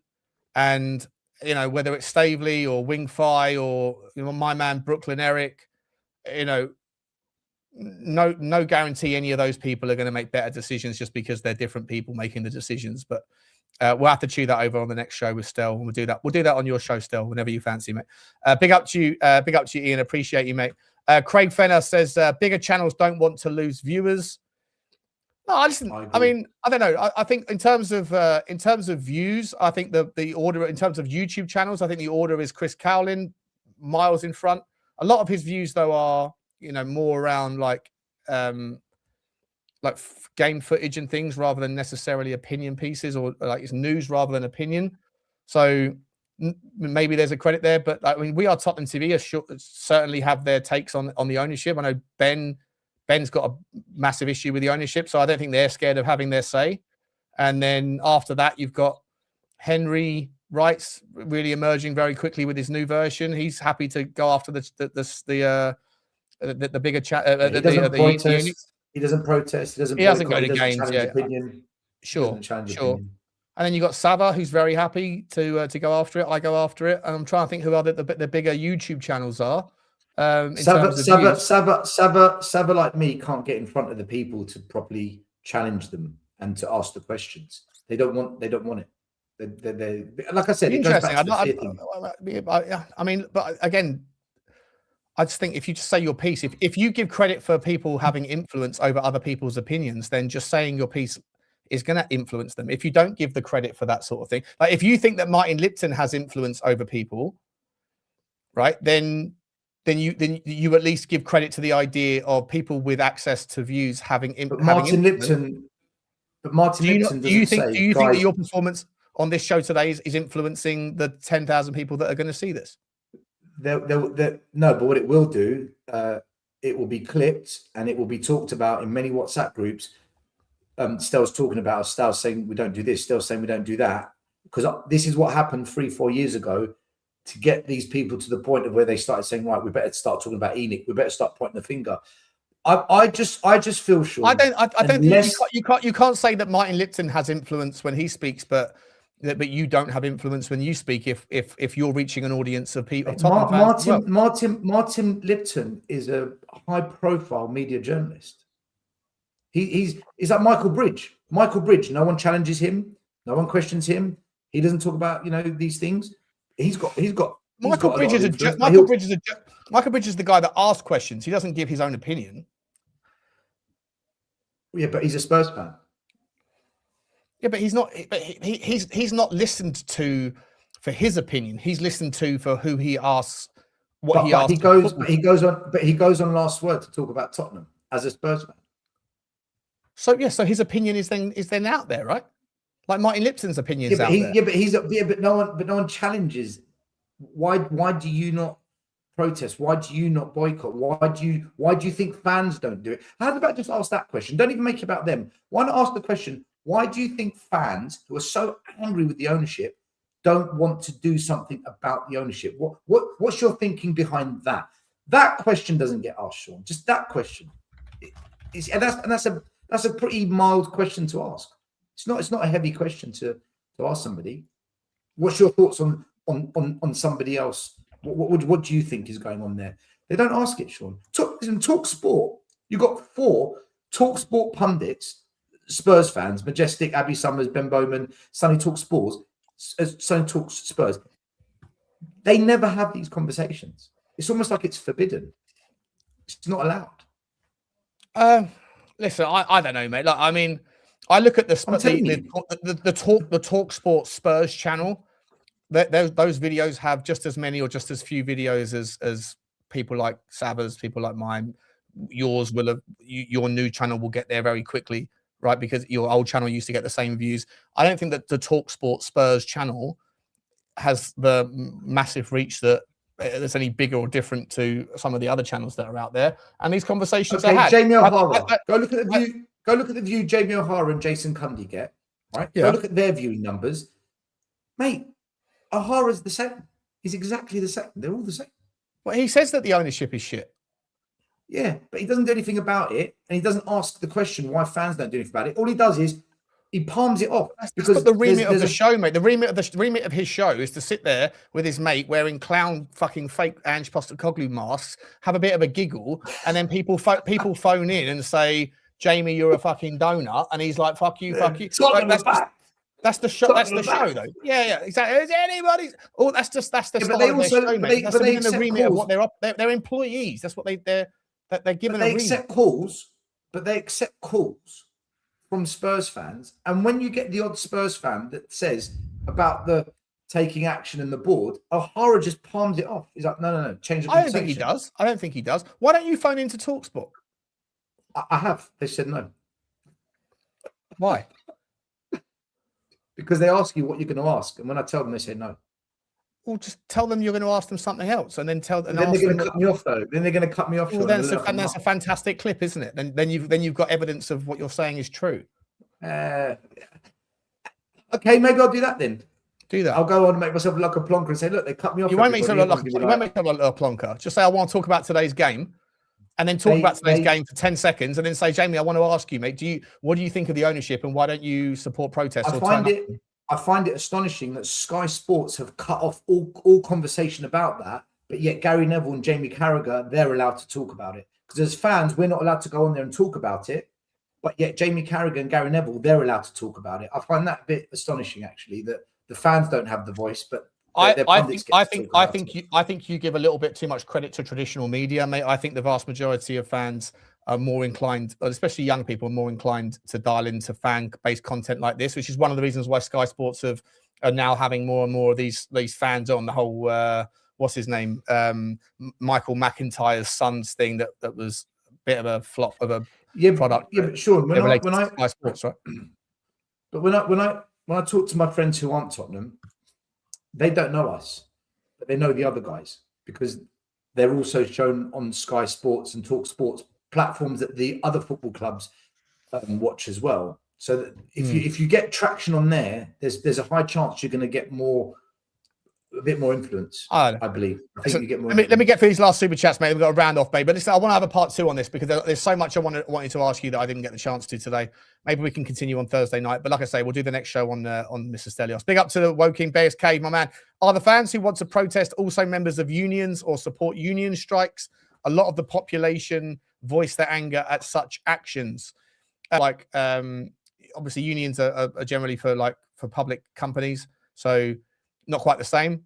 But in terms of, I don't know. I mean, how many people are public employees these days that have unions? It's ever since Margaret Thatcher, mate. The unions are generally a thing of the past unless you work for the trains or the buses or whatever. Big up to you, mate. Big up to you, my man. I've got to get through this because I'm late for the next show. Craig Fenner, big up to you, Craig. Appreciate you. He says, still have a pint on me. Love your passion. I'll if that's come through mine, I'll send that over to you. Still, don't worry about that, mate. Okay. You can have it, Sean, as your birthday present. There you go. I appreciate you, mate. Thank you very much. No, I'll sort you out, mate. I'll sort you out, bro. Appreciate you, Craig. Thanks very much, mate. Hayes saying, agree with you both about long-term transfer errors.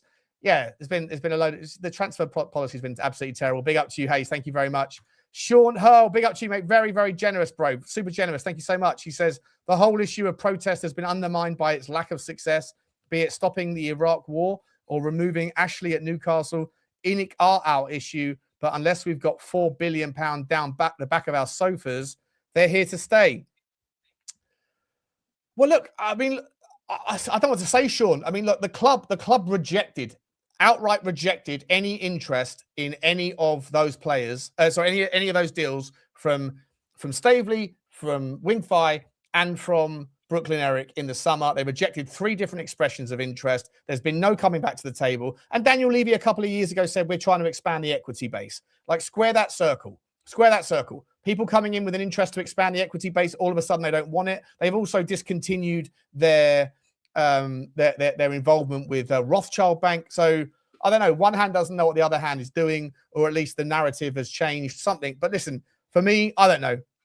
I don't personally think that protests are going to make the change that Stel does, but I understand why Stel says at least you've got to give it a go and see what happens, personally. Sean, can I just say, there's many forms of protest. There's demonstration, there's boycotts, there's walkouts, there's disrupting events that happen in the stadium.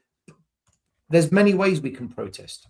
So it's not just standing on the high street chanting, we want ENIC out. There's a few things we can do. We don't do any of it though now. Now we do nothing. Like, it is what it is. It certainly is what it is. And the last 1 second. The last super chat there. I appreciate everyone. You've been super generous today. I hope you guys have enjoyed it. Craig Fenner says, Levy said himself he got lucky with Poch. Yeah. I mean, didn't say that. As someone that's defended Daniel Levy, I would really hope in the future people that I defend don't allocate fortune when things have gone their way. I think that if misfortune and fortune can be applied evenly, or it shouldn't be applied at all. And that pissed me off, Craig, if I'm entirely honest. I appreciate you, mate. I appreciate you. Thank you very much indeed. Stel, listen, mate, I've really enjoyed the chat, mate. Great debate. And like I say, we could have kept going for another 2 hours because there's loads more we haven't got into around what the future you would like to see looks like. But we'll do that again. Mate, let me get the private chat going again. Guys, there's 900 people here watching. The one thing I'll ask of you, apart from to smash like and subscribe, is to hit this link right now. Stel, how many subscribers are you on right now? About 1,200, something like that. All right, guys, everyone, just hit that link. Right, there's a link right there, and if you see this after the fact, it's in the title. Just smash the subscribe to Stelios. He's going to get himself up to 10K very, very quickly. I know he's just had to start again. Is it your third channel? Your third restart, John Stel? I've lost count. But... It must be painful to constantly restart. I've got no idea. I have no idea anymore. New channel every year. New channel every year. Yeah. Listen, mate. Well done, mate. Well done. I think there's a great debate. I'm sure people are going to give their comments in the chat afterwards, saying Stel smashed me or whatever else. That's absolutely fine. We're going to leave it there, guys. We're going to leave it there. Appreciate everyone for being cool in the chat. I haven't actually been looking at the chat too much. I apologise. I hope everyone was all cool with that. Stel, well done, mate. Listen, we're going to leave it there, guys. I'm going to pivot over right now to Football Inc. Johnny's waiting in the background, saying, Shawnee, where are you? We're 7 minutes late. We're starting over there right now. Stel, appreciate you, mate. I'll Cool, see mate. you Nice tomorrow one. night on Spurs 5. Yeah. All right. Take care, everyone. Cheers, guys. See you later. Take care. Bye.